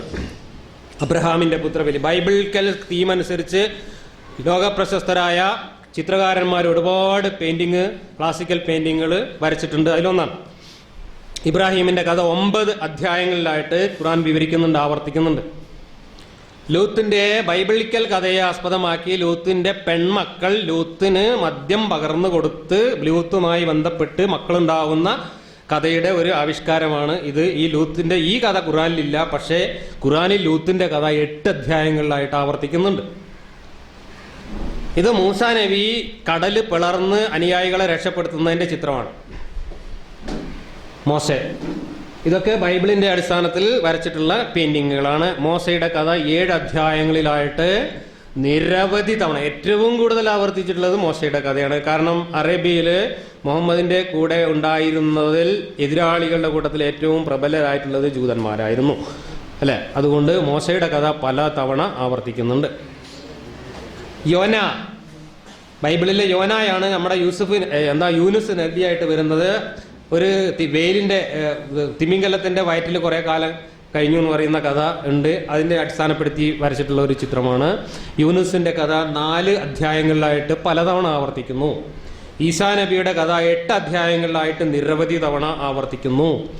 സുലൈമാൻ നബിയുടെ കഥ, ഒരു കുട്ടീനെ ഇറക്കാൻ കൊണ്ടുവന്ന് യഥാർത്ഥ അമ്മേനെ തിരിച്ചറിയുന്ന ഒരു രസകരമായ കഥയുണ്ട്. ആ കഥയുടെ ബേസ് ചെയ്തിട്ടുള്ള ചിത്രമാണ്. കുട്ടിക്ക് വേണ്ടി അമ്മമാർ തർക്കിക്കുമ്പോൾ ഒറിജിനൽ അമ്മയെ അറിയാൻ വേണ്ടിയിട്ട് കുട്ടിയെ 2ആയി പകുത്തു കൊടുക്കണം എന്ന് പറഞ്ഞപ്പോൾ ഒറിജിനൽ അമ്മ മറ്റാൾക്ക് കൊടുത്താളാന്ന് പറയുന്ന ഒരു കഥയുണ്ട്. വളരെ രസകരമായിട്ടുള്ള കഥയാണ്. ആ കഥയെ ബേസ് ചെയ്തിട്ടുള്ള ചിത്രമാണ്. സുലൈമാന്റെ കഥ 3 അധ്യായങ്ങളിൽ നിരവധി തവണ ആവർത്തിക്കുന്നു. 6236 വചനങ്ങളാണ് ഖുർആനിലുള്ളത്. അതിൽ 1000-ൽ പരം വചനങ്ങൾ നരകശിക്ഷ മാത്രം വിവരിക്കുന്നു. നരകശിക്ഷ വിവരിക്കാൻ വേണ്ടി മാത്രം 1000-ൽ പരം വചനങ്ങളുണ്ട്. നരകത്തെക്കുറിച്ച് പറയാത്ത വചനങ്ങൾ ഖുർആനിൽ കുറവാണ്. ഒരുപക്ഷെ 6000 വാക്യങ്ങളിലും നരകത്തിന്റെ സൂചന ഉണ്ട്. അതായത് നരകത്തെക്കുറിച്ചുള്ള ഭീഷണിയാണ് ഖുർആനിൽ ഏറ്റവും കൂടുതൽ ആവർത്തിച്ചിട്ടുള്ളത്. അതും കാണും. എന്റെ പരിശോധനയിൽ ഖുർആനിൽ വളരെ ബാലിശമായ ഒട്ടേറെ കാര്യങ്ങൾ ഞാൻ കണ്ടു.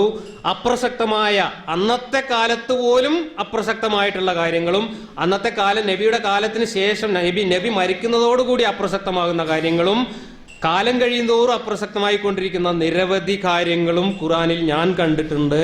അതുപോലെ തന്നെ വളരെ തീർത്തും പേഴ്സണൽ ആയിട്ടുള്ള, വ്യക്തിപരമായിട്ടുള്ള കാര്യങ്ങൾ മാത്രം വിവരിക്കുന്ന നിരവധി കാര്യങ്ങൾ ഖുർആനിലുണ്ട്. വളരെ ബാലിശമായ വൈകാരിക കാര്യങ്ങൾ മാത്രം വിവരിക്കുന്ന കാര്യങ്ങളും ഖുർആനിൽ നിരവധി ഞാൻ കാണുന്നുണ്ട്. ഒരു ദൈവം പ്രപഞ്ചമുണ്ടാക്കുന്നതിന് മുമ്പ് മനുഷ്യരാശിക്ക് മുഴുവൻ മാർഗദർശനം നൽകാൻ വേണ്ടി നേരത്തെ കാലെ കൂട്ടി തയ്യാറാക്കി വെച്ച ലൗഹുൽ മഹ്ഫൂദ് പറയുന്ന ഒരു മഹാഗ്രന്ഥത്തിൽ നിന്ന് അവസാന വോളിയമായി കൊണ്ടുവന്നുവെന്നൊക്കെ പറയുന്ന ഒരു കിതാബിനെ അതിൻ്റെതായ യാതൊരു ക്വാളിറ്റിയും അതിൻ്റെ ഉള്ളടക്കത്തിൽ കാണുന്നില്ല എന്നാണ് എനിക്ക് പരിശോധനയിൽ മനസ്സിലായത്. ഞാൻ നേരത്തെ പറഞ്ഞു, മുഹമ്മദ് നബിയുടെ മാനസിക സംഘർഷങ്ങളാണ് ഖുർആനിൽ നിരവധി അധ്യായങ്ങൾക്കും വാക്യങ്ങൾക്കും കാരണമായിട്ടുള്ളത്. സർവശക്തനായ ദൈവം പയ്യരം പറയുന്നത് മാത്രമാണ് ഖുർആനിൽ എനിക്ക് കാണാൻ പറ്റുന്ന 6236 ആയത്തുകളും പയ്യരം പറച്ചിലാണ്. എന്താ പയ്യരം പറച്ചില്? നിങ്ങൾ മറ്റേ ദൈവങ്ങളെ ആരാധിക്കുന്നു, നിങ്ങൾ ഞാൻ പറഞ്ഞത് കേൾക്കണില്ല, നിങ്ങൾ ഇന്നെ ആരാധിക്കുന്നില്ല, നിങ്ങളെ ഞാൻ അങ്ങനെയാക്കും ഇങ്ങനെയാക്കും എന്ന് പറഞ്ഞിട്ടുള്ള ഭീഷണിപ്പെടുത്തലും. അതായത് ഇച്ഛാഭംഗം നേരിട്ട, നിരാശ ബാധിച്ച ഒരാളുടെ പിറുപിറുക്കൽ പോലെയാണ് ഖുർആനിലെ വചനങ്ങൾ നമുക്ക് അനുഭവപ്പെടുക. വാത്സല്യത്തോടുകൂടി, സ്നേഹത്തോടുകൂടി, ആകർഷകമായ രീതിയിൽ ഒരു എന്താ പറയാ, സ്നേഹത്തോടെ, വാത്സല്യത്തോടെ, സന്തോഷത്തോടു കൂടി നമുക്ക് സന്തോഷം തോന്നുന്ന രീതിയിൽ പറഞ്ഞ ഒരു വാചകം നിങ്ങൾ ഖുർആനിൽ നിന്ന് കാണിച്ചു തരികയാണെങ്കിൽ ഞാൻ പറഞ്ഞത് പിൻവലിക്കാം. ഒറ്റ വാചകം ഇല്ല എന്നുള്ളതാണ്. കംപ്ലീറ്റ് ഈ പയ്യരം പറച്ചില്, ചീത്ത പറച്ചില്, ഭീഷണിപ്പെടുത്തല്, നിരാശ. അതായത് ഒരാൾ വിചാരിച്ച കാര്യങ്ങൾ ഒന്നും നടക്കാതെ വന്നതിലുള്ള നിരാശ പ്രകടിപ്പിക്കുന്ന പയ്യാരം പറച്ചിലുകൾ മാത്രമാണ് ഖുർആനിൽ ഉടനീളം കാണുന്നത്. അതോടൊപ്പം തന്നെ മുഹമ്മദ് നബിക്ക് എന്തൊക്കെയോ നിരാശ ബാധിച്ചപ്പോൾ അദ്ദേഹത്തെ കൺസോൾ ചെയ്യാൻ വേണ്ടിയിട്ട്, അദ്ദേഹത്തെ ആശ്വസിപ്പിക്കാൻ വേണ്ടിയിട്ട് അള്ളാഹു അദ്ദേഹത്തോട് ഇങ്ങനെ പല ആശ്വാസ വചനങ്ങൾ പറയുന്നതായിട്ടാണ് ഖുർആനിലെ നിരവധി അധ്യായങ്ങളിൽ കാണുന്നത്. അതിന് ചില ഉദാഹരണങ്ങൾ വായിക്കാൻ പറ്റുന്നുണ്ട്. വായിക്കാം. നബിയെ, അവർ പറയുന്നത് നിനക്ക് വ്യസനമുണ്ടാക്കുന്നുണ്ട് എന്ന് തീർച്ചയായും നമുക്കറിയാം. എന്നാൽ യഥാർത്ഥത്തിൽ നിന്നെയല്ല അവർ നിഷേധിച്ച് തള്ളുന്നത്, പ്രത്യുത അള്ളാഹുവിന്റെ ദൃഷ്ടാന്തങ്ങളെയാണ് ആ അക്രമികൾ നിഷേധിക്കുന്നത്. ഒരു പയ്യരാണ്. നിനക്ക് മുമ്പും ദൂതന്മാർ നിഷേധിക്കപ്പെട്ടിട്ടുണ്ട്, എന്നിട്ട് തങ്ങൾ നിഷേധിക്കപ്പെടുകയും മർദ്ദിക്കപ്പെടുകയും ചെയ്ത് നമ്മുടെ സഹായം അവർക്ക് വന്നെത്തുന്നത് വരെ അവർ സഹിച്ചു. അള്ളാഹുവിന്റെ വചനങ്ങൾക്ക് മാറ്റം വരുത്താൻ ആരും തന്നെ ഇല്ല. മാറ്റം പലരും വരുത്തുന്നു വേറെ പറയുന്നുണ്ട്. ചെകുത്താനൊക്കെ മാറ്റം വരുത്തിയ കഥ വേറെ വരുന്നുണ്ടാവും, ഞാൻ പിന്നെ പറയാം. ദൈവദൂതന്മാരുടെ വൃത്താന്തങ്ങളിൽ ചിലത് നിനക്ക് വന്നു കിട്ടിയിട്ടുണ്ടല്ലോ. അവർ പിന്തിരിഞ്ഞു കളയുന്നത് നിനക്ക് ദുസ്സഹമായി തോന്നുന്നുവെങ്കിൽ ഭൂമിയിൽ ഇറങ്ങിപ്പോകുവാൻ ഒരു തുരങ്കമോ ആകാശത്ത് കയറിപ്പോകുവാൻ ഒരു കോണിയോ തേടിപ്പിടിച്ച് അവർക്കൊരു ദൃഷ്ടാന്തം കൊണ്ട് ചെന്ന് കൊടുക്കാൻ നിനക്ക് സാധിക്കുന്ന പക്ഷം അതങ്ങ് ചെയ്തേക്കുക. നബിയെ ചീത്ത പറയാണല്ല. ഇങ്ങനെ ഈ ദൃഷ്ടാന്തം കാണിക്കാൻ എനിക്ക് വലിയ ആഗ്രഹം ഉണ്ടെന്ന് അജാട് കയറിപ്പോയിട്ടൊന്ന് ഉണ്ടാക്കി കാണിച്ചു കൊടുക്കുക എന്ന രീതിയിൽ നബിയെ അള്ളാഹ് ചീത്ത പറയുന്നതായിട്ടാണ് പറയുന്നത്. അള്ളാഹു ഉദ്ദേശിച്ചിരുന്നുവെങ്കിൽ അവരെയൊക്കെ അവൻ സന്മാർഗത്തിൽ ഒരുമിച്ച് കൂട്ടുക തന്നെ ചെയ്യുമായിരുന്നു. അതിനാൽ നീ ഒരിക്കലും അവിവേകികളിൽ പെട്ടവരാകരുത്. അള്ളാഹ് വിചാരിച്ചാൽ ഓരൊക്കെ നേരായ വഴിക്ക് വരുമായിരുന്നു. അള്ളാഹ് വരാരും നേരെ വരാൻ വിചാരിച്ചിട്ടില്ല. അതുകൊണ്ട് എനിക്ക് ദൃഷ്ടാന്തം കാണിക്കാനൊന്നും വലിയ ബേജാറാവണ്ട എന്ന് അള്ളാഹു നബിയെ ആശ്വസിപ്പിക്കുന്നതാണ് ഈ വചനം. ഇനി നബിക്ക് തന്നെ സംശയം തോന്നി എന്നാ പറയുന്നത്. അള്ളാഹ് പറയാണ്, നമ്മൾ പറയല്ല. നിനക്കാണ് ഞാൻ അവതരിപ്പിച്ചു തന്നതിൽ സംശയം ഉണ്ടെങ്കിൽ എന്ത് ചെയ്യണം? അനക്ക് മുമ്പേ വേദഗ്രന്ഥം വായിച്ചു വരുന്നവരോട് പോയി അന്വേഷിക്കുക, പോയി ചോദിച്ചു നോക്കുക. ആരോടാ? അന്നത്തെ ക്രിസ്ത്യാനികളോടും ജൂതന്മാരോടൊക്കെ പോയി ചോദിച്ചു നോക്ക്. ആരാ പറയണത്? അള്ളാഹ് പറയാണ്, അള്ളാന്റെ വചനമാണ് ഇത് എന്ന് നബിക്ക് വിശ്വാസം വരാത്തതിന് പരിഹാരം അള്ളാഹ് പറഞ്ഞു കൊടുക്കും. എന്നാൽ ക്രിസ്ത്യാനികളോടും ജൂതന്മാരോടൊക്കെ ഒന്ന് പോയി ചോദിച്ചു നോക്കുക, അപ്പന്റെ സംശയം തീരുന്നതാണ്. ഇങ്ങനെ പറയേണ്ട ഒരു ഗതികേട് ദൈവത്തിനുണ്ടാവുമോ? തീർച്ചയായും നിനക്ക് നിന്റെ രക്ഷിതാവിങ്കിൽ നിന്നുള്ള സത്യം വന്നു കിട്ടിയിരിക്കുന്നു. അതിനാൽ നീ സംശയാലുക്കളുടെ കൂട്ടത്തിലായി പോകരുത്. അള്ളാഹുവിന്റെ ദൃഷ്ടാന്തങ്ങളെ നിഷേധിച്ചു തള്ളിയവരുടെ കൂട്ടത്തിലും നീ ആയി പോകരുത്. എങ്കിൽ നീ നഷ്ടം പറ്റിയവരുടെ കൂട്ടത്തിലായിരിക്കും എന്ന് പറഞ്ഞിട്ട് നബിയെ അള്ളാഹ് ഭീഷണിപ്പെടുത്തുന്നതായിട്ടാണ് ഈ വാചകം. പിന്നെ വേദക്കാര് എന്നോട് ആവശ്യപ്പെടുന്നത്, ഈ സംശയം ചോദിക്കാൻ പോകാൻ പറഞ്ഞ വേദക്കാര് പിന്നെ നബിയെ എതിർക്കുന്നതിനെ കുറിച്ചാണ് ഈ പറയുന്നത്. ഇവരുടെ അടുത്തേക്കാണ് പോകാൻ പറയുന്നത് ആദ്യം. നീ അവർക്ക് ആകാശത്ത് നിന്നൊരു ഗ്രന്ഥം ഇറക്കി കൊടുക്കണമെന്ന് വേദക്കാര് പറയുന്നു. നിനക്ക് വരുന്നത് ദൈവിക വചനങ്ങളാണോ അല്ലേന്ന് എനക്ക് സംശയം ഉണ്ടെങ്കിൽ പോയി ചോദിക്കുക എന്ന് പറഞ്ഞ വേദക്കാരാണ് എന്ത് പറയുന്നത്? ആകാശത്ത് ഇറക്കി കാണിച്ചുകൊണ്ടാണ്. അപ്പൊ എന്നാൽ അതിനേക്കാൾ ഗുരുതരമായത് അവർ മൂസയോട് ആവശ്യപ്പെട്ടിട്ടുണ്ട്. അള്ളാഹുവിനെ ഞങ്ങൾക്ക് പ്രത്യക്ഷത്തിൽ കാണിച്ചു തരണമെന്ന് അവർ പറഞ്ഞു കളഞ്ഞു. അപ്പോൾ അവരുടെ അക്രമം കാരണം ഇടുത്തി അവരെ പിടികൂടി. പിന്നെ വ്യക്തമായ തെളിവുകൾ വന്നു കിട്ടിയതിനു ശേഷം അവർ കാളക്കുട്ടിയെ സ്വീകരിച്ചോ. എന്നിട്ട് നാം അത് പുറത്തു കൊടുത്തു മൂസാക്ക് നാം വ്യക്തമായ പ്രമാണം നൽകുകയും ചെയ്തു. മുഹമ്മദ് നബി മക്കയിൽ 10-13 വർഷക്കാലം പ്രബോധനം നടത്തിയെങ്കിലും അദ്ദേഹത്തിന് കാര്യമായ പ്രതികരണം ഉണ്ടാക്കാൻ സാധിച്ചില്ല. അദ്ദേഹത്തിന്റെ സ്വന്തക്കാരായ ആളുകൾ വളരെ കുറച്ചു പേർ മാത്രമേ അദ്ദേഹത്തെ അംഗീകരിക്കാൻ തയ്യാറായുള്ളൂ. മഹാഭൂരിപക്ഷം ആളുകളും അദ്ദേഹത്തിന്റെ പ്രവാചകത്വത്തെ തള്ളിക്കളഞ്ഞു. അവരെല്ലാവരും പ്രവാചകത്വത്തിന് തെളിവ് ചോദിച്ചു. കാരണം തനിക്ക് മുമ്പ് വന്നിട്ടുള്ള പ്രവാചകന്മാരൊക്കെ പല അത്ഭുതങ്ങളും കാണിച്ചിട്ടുണ്ട്. കടലിന്റെ മേലെ നടന്നിട്ടുണ്ട്, കടൽ വളർത്തി കാണിച്ചിട്ടുണ്ട്, വടി പാമ്പാക്കി കാണിച്ചിട്ടുണ്ട്, ആകാശത്തുനിന്ന് സ്വർണത്തിന്റെ കൊട്ടാരം കൊണ്ടുവന്നിട്ടുണ്ട്. ഇങ്ങനെ പല അത്ഭുതങ്ങളും കാണിച്ചുകൊണ്ടാണ് എനിക്ക് മുമ്പ് പ്രവാചകന്മാർ വന്നത് എന്ന് നബി തന്നെ അവരെ പറഞ്ഞു പഠിപ്പിച്ചപ്പോൾ അവരും ആവശ്യപ്പെട്ടു, എന്നാ അങ്ങനത്തെ വല്ലതുമൊക്കെ ഞങ്ങൾക്ക് കാണിച്ചോണ്ട, എന്നാ ഞങ്ങൾ വിശ്വസിക്കാം എന്ന് പറഞ്ഞു. നബി വളരെയധികം അതിനു വേണ്ടി ആഗ്രഹിച്ചിട്ട് ഒന്നും സാധിച്ചില്ല. അവസാനം ആത്മഹത്യ ചെയ്യാൻ ഒരുങ്ങി എന്നാണ് ഖുർആൻ നമ്മളോട് പറയുന്നത്. 26-ാം അധ്യായത്തിലെ 3-ാം വാക്യത്തിന്റെ തഫ്സീർ ജലാലൈനിയാണ് ഞാൻ ഈ ഉദ്ധരിച്ചിട്ടുള്ളത്. You might kill yourself out of distress. ഇച്ഛാഭംഗം കാരണം നീ നിന്നെ തന്നെ കൊന്നുകളഞ്ഞേക്കാം. The people of Makkah will not become believers. അതിന്റെ പേരിലാണ് മക്കയിലെ ആളുകൾ വിശ്വാസികളാവാത്തതിന്റെ പേരിൽ ഇച്ഛാഭംഗം കൊണ്ട് നിന്നെ തന്നെ കൊന്നുകളഞ്ഞേക്കാം എന്ന വിചാരം പോലും മനസ്സിൽ കൂടെ കടന്നുപോയി എന്നും ഹിറാം കുന്നിന്റെ മുകളിൽ നിന്ന് താഴേക്ക് ചാടി ആത്മഹത്യ ചെയ്യുന്നതിനെ കുറിച്ച് മുഹമ്മദ് ചിന്തിച്ചു എന്നും ഒക്കെ തഫ്സീറുകളിൽ കാണുന്നു. ഇതിനൊക്കെ അള്ളാഹ് കൊടുക്കുന്ന അവസാനത്തെ മറുപടിയാണിത്. നാം ഉദ്ദേശിച്ചിരുന്നെങ്കിൽ ഓരോ ആൾക്കും തന്റെ സന്മാർഗം നാം നൽകുമായിരുന്നു. എന്നാൽ ഞാൻ ഉദ്ദേശിച്ചിരിക്കുന്ന അങ്ങനെയൊന്നല്ല. ജിന്നുകളെ കൊണ്ടും മനുഷ്യരെ കൊണ്ടും നരകം നിറക്കുക ചെയ്യും എന്ന എന്റെ പക്കൽ നിന്നുള്ള വാക്ക് സ്ഥിരപ്പെട്ട് കഴിഞ്ഞിരിക്കുന്നു എന്ന. അപ്പം നന്നാവണോ നന്നാവണ്ടേ എന്നുള്ളതൊക്കെ ഞാൻ തീരുമാനിച്ചു കഴിഞ്ഞിരിക്കുന്നു. നിറയ്ക്കാനാണ് ഞാൻ തീരുമാനിച്ചിട്ടുള്ളത്, സ്വർഗ്ഗമല്ല നരകം. ആരെ കൊണ്ട്? ജിന്നുകളെ കൊണ്ടും മലക്കുകളെ കൊണ്ടും നരകം നിറക്കാൻ ഞാൻ തീരുമാനിച്ചതാണ്.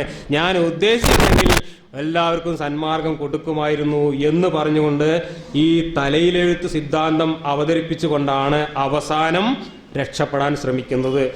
എല്ലാ വാദങ്ങളുടെ മുമ്പിലും പരാജയപ്പെട്ടപ്പോൾ അവസാനം അദ്ദേഹം ഇതാണ് ഉന്നയിക്കുന്നത്. ഇനി വളരെ ചിന്താർഹമായിട്ടുള്ള ഒരു മറുപടിയാണിത്. ഇവന്റെ രക്ഷിതാവിങ്കൽ നിന്ന് എന്തെങ്കിലും ദൃഷ്ടാന്തം ഇറക്കപ്പെടാത്തത് എന്താണ് എന്ന് അവർ ചോദിക്കുന്നു. ആരാണ്? മുശ്രിക്കുകൾ ചോദിക്കുകയാണ് മക്കയിലെ.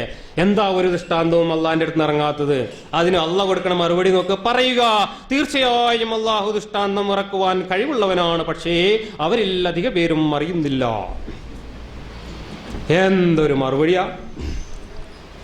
അള്ളാഹ്ക്ക് ദൃഷ്ടാന്തം ഇറക്കാൻ കഴിയില്ല എന്ന് ഒരു മുശ്രിക്കും പറഞ്ഞിട്ടില്ല. അത് എനിക്ക് ഉറപ്പുണ്ട്. ഞാൻ അന്ന് അവിടെ കണ്ടിട്ടില്ലെങ്കിൽ പോലും എനിക്ക് ഉറപ്പുണ്ട്. ഓരോ പ്രശ്നം അതായിരുന്നില്ല. അള്ളാഹ്ക്ക് ഇറക്കാൻ പറ്റുമോ എന്നുള്ള പ്രശ്നമേ അവരുന്നയിച്ചിട്ടില്ല. അവരുന്നയിച്ചത് മുഹമ്മദ് പ്രവാചകനാണെങ്കിൽ ദൃഷ്ടാന്തം ഇറക്കി കാണിക്കേ. അള്ളാഹ്ക്ക് ഇറക്കാൻ കാണിക്കുന്നവർക്കൊക്കെ അറിയാലോ. അള്ളാഹ്ക്ക് മാത്രമല്ല എല്ലാ ദൈവങ്ങൾക്കും ഇതൊക്കെ അത്ഭുതങ്ങൾ കാണിക്കാൻ കഴിയുന്ന അറിയാത്തവരല്ല മുശ്രിക്കുകൾ. അതുകൊണ്ട് മുശ്രിക്കുകൾ ചോദിച്ച ചോദ്യത്തിന് അരി എത്ര എന്ന ചോദ്യത്തിന് പയർ അഞ്ഞാഴി എന്നാണ് അള്ളാഹു തന്നെ മറുപടി പറയുന്നത് എന്നാണ് ഈ ചോദ്യത്തിൽ നിന്നും ഉത്തരത്തിൽ നിന്നും മനസ്സിലാവുന്നത്.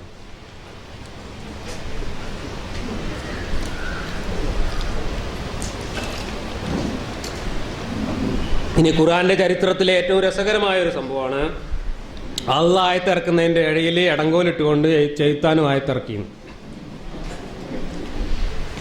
ഇത് ഒരുപക്ഷെ നിങ്ങൾ കേട്ടിട്ടുണ്ടാവില്ല. പക്ഷേ ഖുർആന്റെ തഫ്സീറുകളും ചരിത്രവും ആഴത്തിൽ പഠിച്ച എല്ലാവർക്കും അറിയാം. ഖുർആനിൽ തന്നെ ചെയ്ത്താൻ ആയത്തിറക്കിയതിനെ കുറിച്ച് ഒരുപാട് പരാമർശങ്ങൾ പിന്നീട് വരുന്നുണ്ട്.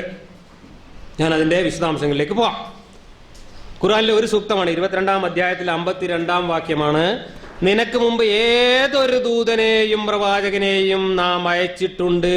അദ്ദേഹം ഓതിക്കേൾപ്പിക്കുന്ന സമയത്ത് ആ ഓതിക്കേൾപ്പിക്കുന്ന കാര്യത്തിൽ പിശാച് തന്റെ ദുർബോധനം ചെലുത്തിവിടാതിരുന്നിട്ടില്ല. എന്നാൽ പിശാച് ചെലുത്തിവിടുന്നത് അള്ളാഹു മായ്ച്ചു കളയുകയും എന്നിട്ട് അള്ളാഹു തന്റെ വചനങ്ങളെ പ്രബലമാക്കുകയും ചെയ്യും. അള്ളാഹു എല്ലാം അറിയുന്നവനും യുക്തിമാനുമാകുന്നു. ഈ പറഞ്ഞതിന്റെ അർത്ഥം എന്താണെന്ന് വെച്ചാൽ, ഈ ബേജാറാവൊന്നും വേണ്ട, എനിക്ക് മുമ്പുള്ള എല്ലാ പ്രവാചകന്മാരും ഈ വെളിപാടുകൾ ഓതുന്ന സമയത്ത് ചൈത്താനും വന്ന് ഓതി പിത്തനുണ്ടാക്കിയിട്ടുണ്ട്. ഇത് ഒരു പുതിയ കാര്യമല്ല എന്ന് പറഞ്ഞിട്ട് അള്ളാഹ് നബീനെ ആശ്വസിപ്പിക്കുന്നതാണിത്. കാരണം നബിക്ക് ചൈത്താന്റെ ആയത്ത് ഇറങ്ങിയത് കൊണ്ടാണ് ഇത് വന്നത്. എങ്ങനെയാ ചൈത്താന്റെ ആയത്ത് ഇറങ്ങിയത് എന്ന് നോക്കാം. ഇത് തഫ്സീർ ജലാലൈനില് ഈ സൂക്തത്തിന്റെ ഈ നേരത്തെ വായിച്ച സൂക്തത്തിന്റെ വ്യാഖ്യാനമാണ്. അതിൽ ആ ചോപ്പിൽ എഴുതിയിരിക്കുന്ന കാര്യങ്ങൾ ഞാൻ വായിക്കാം. അതായത് ഇതാണ് സംഭവം. ഇത് ഇപ്പൊ ഖുർആനിലുള്ള 4 ആയത്തുകളാണ്. അതിന്റെ അർത്ഥം ഇതാണ്: ലാത്തയെയും ഉസ്സയെയും ലാത്തയെയും ഉസ്സയെയും പറ്റി നിങ്ങൾ ചിന്തിച്ചു നോക്കിയിട്ടുണ്ടോ? വേറെ മൂന്നാമത്തെ മനാത്ത എന്ന ദൈവത്തെ പറ്റിയും സന്താനമായി നിങ്ങൾ കാണും അള്ളാഹുവിന് പെണ്ണുമാണോ എങ്കിൽ അത് നീതിയില്ലാത്ത ഒരു ഓഹരി വെക്കൽ തന്നെ. നിങ്ങളും നിങ്ങളുടെ പിതാക്കളും നാമകരണം ചെയ്ത ചില പേരുകളല്ലാതെ മറ്റൊന്നുമല്ല അവ ദേവതകൾ. അവയെപ്പറ്റി അള്ളാഹു യാതൊരു പ്രമാണവും ഇറക്കി തന്നിട്ടില്ല. ഊഹത്തെയും മനസ്സുകൾ ഇച്ഛിക്കുന്നതിനെയും മാത്രമാണ് അവർ പിന്തുടരുന്നത്. അവർക്ക് തങ്ങളുടെ രക്ഷിതാവിങ്കിൽ നിന്ന് സന്മാർഗം വന്നിട്ടുണ്ട് താനും.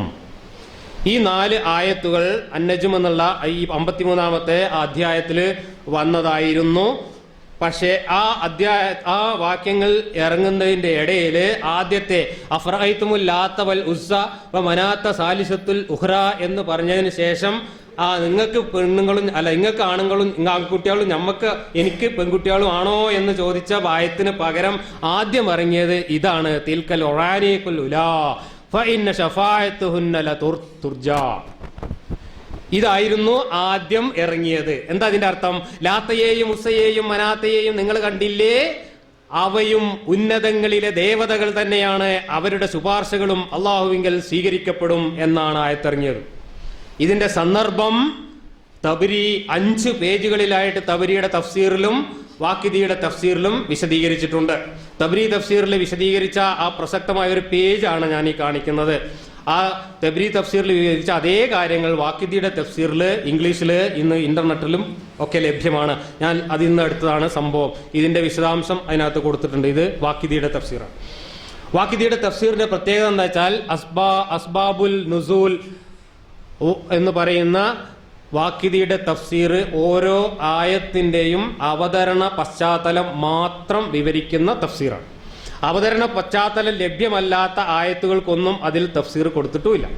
അങ്ങനത്തെ ഒരു തഫ്സീറാണ് ഈ വാക്കിദി തഫ്സീർ വായിച്ചാൽ ഖുർആനിലെ ഓരോ ആയത്തുകളും ഏത് സന്ദർഭത്തിലാണ് ഇറങ്ങിയത് എന്ന് വളരെ വ്യക്തമായിട്ട് മനസ്സിലാവും. ഇവിടെ ഈ ആയത്ത് ഇറങ്ങിയ സന്ദർഭമാണ് പറയുന്നത്.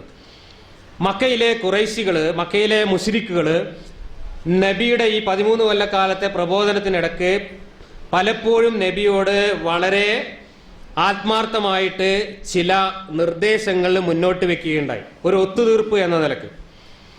പലതും അവർ പറഞ്ഞു പല സന്ദർഭങ്ങളിൽ. അതെല്ലാം നിരാകരിച്ചപ്പോൾ ഒടുവിൽ കഅബയിൽ എല്ലാവരും കൂടെ കൂടിയിരിക്കുന്ന ഒരു സമയത്ത് നബിയുടെ സാന്നിധ്യത്തിൽ മക്കയിലെ പ്രമുഖരായിട്ടുള്ള വലീദ് ബിൻ മുഗീറ, അബുൽ അൽ ആസിർ ബിൻ വാഇൽ തുടങ്ങിയിട്ടുള്ള പ്രമുഖരായിട്ടുള്ള ഈ ഖുറൈശികള് ഒരുമിച്ചിരിക്കുമ്പോൾ അവരെല്ലാവരും കൂടെ മുഹമ്മദിന്റെ മുമ്പിൽ ഒരു നിർദ്ദേശം വെച്ചു.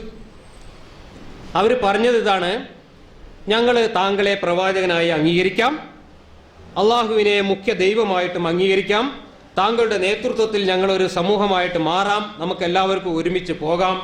പക്ഷെ ഒരു ചെറിയ വിട്ടുവീഴ്ച മാത്രം ഞങ്ങൾ ആവശ്യപ്പെടുന്നു. എന്താണ്? പാരമ്പര്യമായിട്ട് നമ്മളെ കാക്കകാരണന്മാരും വല്യാപ്പന്മാരും വിശ്വസിച്ച് പോകുന്ന, ആരാധിച്ചു പോകുന്ന ഈ ദൈവങ്ങളുണ്ടല്ലോ, നമ്മുടെ ഗോത്രത്തിന്റെ ദൈവങ്ങൾ, നമ്മളെ ദൈവങ്ങൾ, ലാത്ത ഉസ്സ മനാത്ത, ആ ദൈവങ്ങളെ അസിസ്റ്റന്റുകളായിട്ട്, എന്ന് വെച്ചാൽ അള്ളാഹുവിന്റെ അടുത്ത് ശിഫാഅത്ത് ചെയ്യാൻ കഴിവുള്ള, അല്ലെ, ഷഫായത്ത് ചെയ്യാൻ കഴിയുള്ള, ശുപാർശ ചെയ്യാൻ കഴിയുള്ള മന്ത്രിമാര് അല്ലെങ്കിൽ പ്രൈവറ്റ് സെക്രട്ടറിമാർ എന്നുള്ള നിലയ്ക്ക് ഒരു അംഗീകാരം തന്നു കഴിഞ്ഞാൽ അള്ളാഹുവിനെ മുഖ്യ ദൈവമായി ഞങ്ങളും ആരാധിക്കാം. എന്താ, സമ്മതമാണോ എന്ന് ചോദിച്ചു. ഇത് കേട്ടപ്പോൾ ഇത്രയും ആൾക്കാർ ഒരുമിച്ച് വരികയാണല്ലോ, ഈ മക്ക ഒന്നായിട്ട് തനിക്ക് കിട്ടാൻ പോവുകയാണല്ലോ. നബിയുടെ മനസ്സിൽ പെട്ടെന്ന് ഒരു ചാഞ്ചാട്ടമുണ്ടായി. അദ്ദേഹത്തിന് ഇത് ശരിയാണെന്ന് തോന്നി. അത് തോന്നിയപ്പോഴാണ്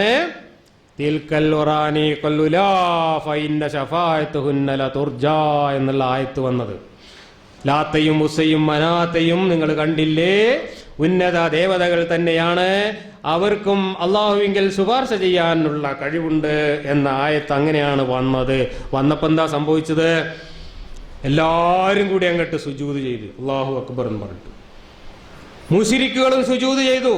നബിയോടൊപ്പം മുശ്രിക്കുകളും അന്നത്തെ ഖുറൈശി പ്രമാണികളും എല്ലാവരും സുജൂദ് ചെയ്തു. വലീദ് ബിൻ മുഗീറ എന്ന് പറയുന്ന മനുഷ്യന് വലിയ കൊടവയറുണ്ടായിരുന്നു. കുനിഞ്ഞ് സുജൂദ് ചെയ്യാൻ പറ്റാത്തത് കൊണ്ട് കയ്യിൽ മണ്ണ് വാരിയിട്ട് നെറ്റി അതിൽ കുത്തി എന്നാണ് വാക്കിദി തഫ്സീറിലും തബ്രി തഫ്സീറിലും പറയുന്നത്. ആ വലീദ് ബിൻ മുഗീറ പോലും സുജൂദ് ചെയ്തു. അപ്പോഴേക്കും കുറെ മുസ്ലിമീങ്ങള് അബസീനിയയിലേക്ക്, എത്യോപ്യയിലേക്ക് ഹിജ്റ പോയിരുന്നു.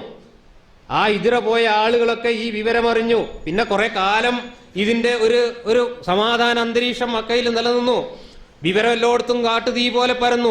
മുശ്രിക്കുകളും നബിയും തമ്മിൽ ഒത്തുതീർപ്പായിരിക്കുന്നു, ഇനി പ്രശ്നമൊന്നുമില്ല, മക്കത്തെല്ലാം സമാധാനമായിരിക്കുന്നു എന്ന് പറഞ്ഞ് അബുസീനിയിലേക്ക് ഹിജ്റ പോയ ആൾക്കാരെല്ലാം തിരിച്ചു വന്നു എന്നും തബ്രീയുടെ തഫ്സീറിൽ പറയുന്നു. അങ്ങനെ കുറെ കാലം കഴിഞ്ഞപ്പോഴേക്ക് ചെറിയ പ്രശ്നങ്ങളുണ്ടായി. എന്താ പ്രശ്നം ഉണ്ടായത്? ശിർക്കും തൗഹീദും തമ്മിൽ ഇങ്ങനെ ഒരു കൂടിക്കുഴലുണ്ടായപ്പോ നബിയുടെ അനുയായികളായി ആദ്യം രംഗത്ത് വന്ന ആളുകളിൽ ആശയക്കുഴപ്പമുണ്ടായി, സംശയങ്ങൾ ഉന്നയിക്കാൻ തുടങ്ങി. ഇതിപ്പോ എങ്ങനെ ശരിയാവുക? ഇത്രയും കാലം ലാത്തി മനാത്തി ഒന്നും പഠിച്ചോനല്ല എന്ന് പറഞ്ഞാണ്, ഇപ്പൊ ഓരൊക്കെ അസിസ്റ്റന്റ് പഠിച്ചോനാണെന്ന് പറഞ്ഞാൽ അംഗീകരിച്ചാൽ എങ്ങനെ ശരിയാവുക? ശിർക്കും തൗഹീദും തമ്മിൽ ഇങ്ങനെ ഒരു ഒത്തുതീർപ്പ് എങ്ങനെ ശരിയാവുക? എന്തോ പ്രശ്നമുണ്ടല്ലോ എന്ന രീതിയിൽ ചർച്ച വന്നു, വിവാദങ്ങളുണ്ടായി, പ്രശ്നങ്ങളുണ്ടായി. അതോടുകൂടി മുഹമ്മദിന്റെ മനസ്സിൽ വീണ്ടും ചാഞ്ചാട്ടമുണ്ടായി. ആ ചാഞ്ചാട്ടത്തിന്റെ സമയത്താണ് ജിബ്രീൽ ആയത്തും കൊണ്ടുവരുന്നത്. ആ നേരത്തെ ഇറക്കിയ ആയത്ത് ഞാൻ കൊണ്ടുവന്നതല്ല, അത് ജയിത്താൻ കൊണ്ടുവന്നതായിരുന്നു. പണ്ടൊരു മൊല്ലാക്ക ഓർക്കത്തുനിന്ന് എണീച്ച് ബാങ്ക് കൊടുത്ത മാതിരി, ഇപ്പൊ കൊടുത്ത് ബാങ്കല്ലാന്ന് പിന്നെ രണ്ടാമത് ബാങ്ക് കൊടുത്തു പറഞ്ഞില്ലേ, സമയാവാഞ്ഞ്. അതേമാതിരി നേരത്തെ വന്നത് ഞാൻ കൊണ്ടുവന്ന ആയത്തല്ല, അത് ഇബ്ലീസ് കൊണ്ടുവന്ന ആയത്താണ് എന്ന് പറഞ്ഞുകൊണ്ട് പിന്നെ കുറേ വചനങ്ങൾ പരമ്പരയായിട്ട് വരികയാണ്. അതിൽപ്പെട്ടതാണ് ഇതൊക്കെ. നബിയെ, നിശ്ചയമായും നിനക്ക് നാം വഹി നൽകിയിട്ടുള്ളതിൽ നിന്ന് അവർ നിന്നെ തെറ്റിച്ച് കുഴപ്പത്തിലാക്കുമായിരുന്നു. ഇല്ലാത്തത് വല്ലതും നമ്മുടെ പേരിൽ നീ കെട്ടിച്ചമക്കുവാൻ വേണ്ടി. ആരാണ് ഈ മുശ്രിക്കുകൾ കുഴപ്പത്തിലാക്കി എന്നാണ് അള്ള പറയുന്നത്. പിന്നെ എങ്കിൽ അവർ നിന്നെ ഒരു ചങ്ങാതിയാക്കുകയും ചെയ്യുമായിരുന്നു. ഏത്? അങ്ങനെ ഈ കുഴപ്പത്തിലായിരുന്നെങ്കിൽ അവർക്ക് തന്നെ ചങ്ങാതിയാക്കാമായിരുന്നു. നിന്നെ നാം ഉറപ്പിച്ചു നിർത്തിയിട്ടില്ലായിരുന്നുവെങ്കിൽ തീർച്ചയായും നീ അവരിലേക്ക് ചാഞ്ഞു പോവുക തന്നെ ചെയ്യുമായിരുന്നു. മുഹമ്മദിന് ആ സമയത്തുണ്ടായ മാനസിക ചാഞ്ചാട്ടമാണ് ഈ വാങ്മയ ചിത്രത്തിൽ നമ്മൾ കാണുന്നത്.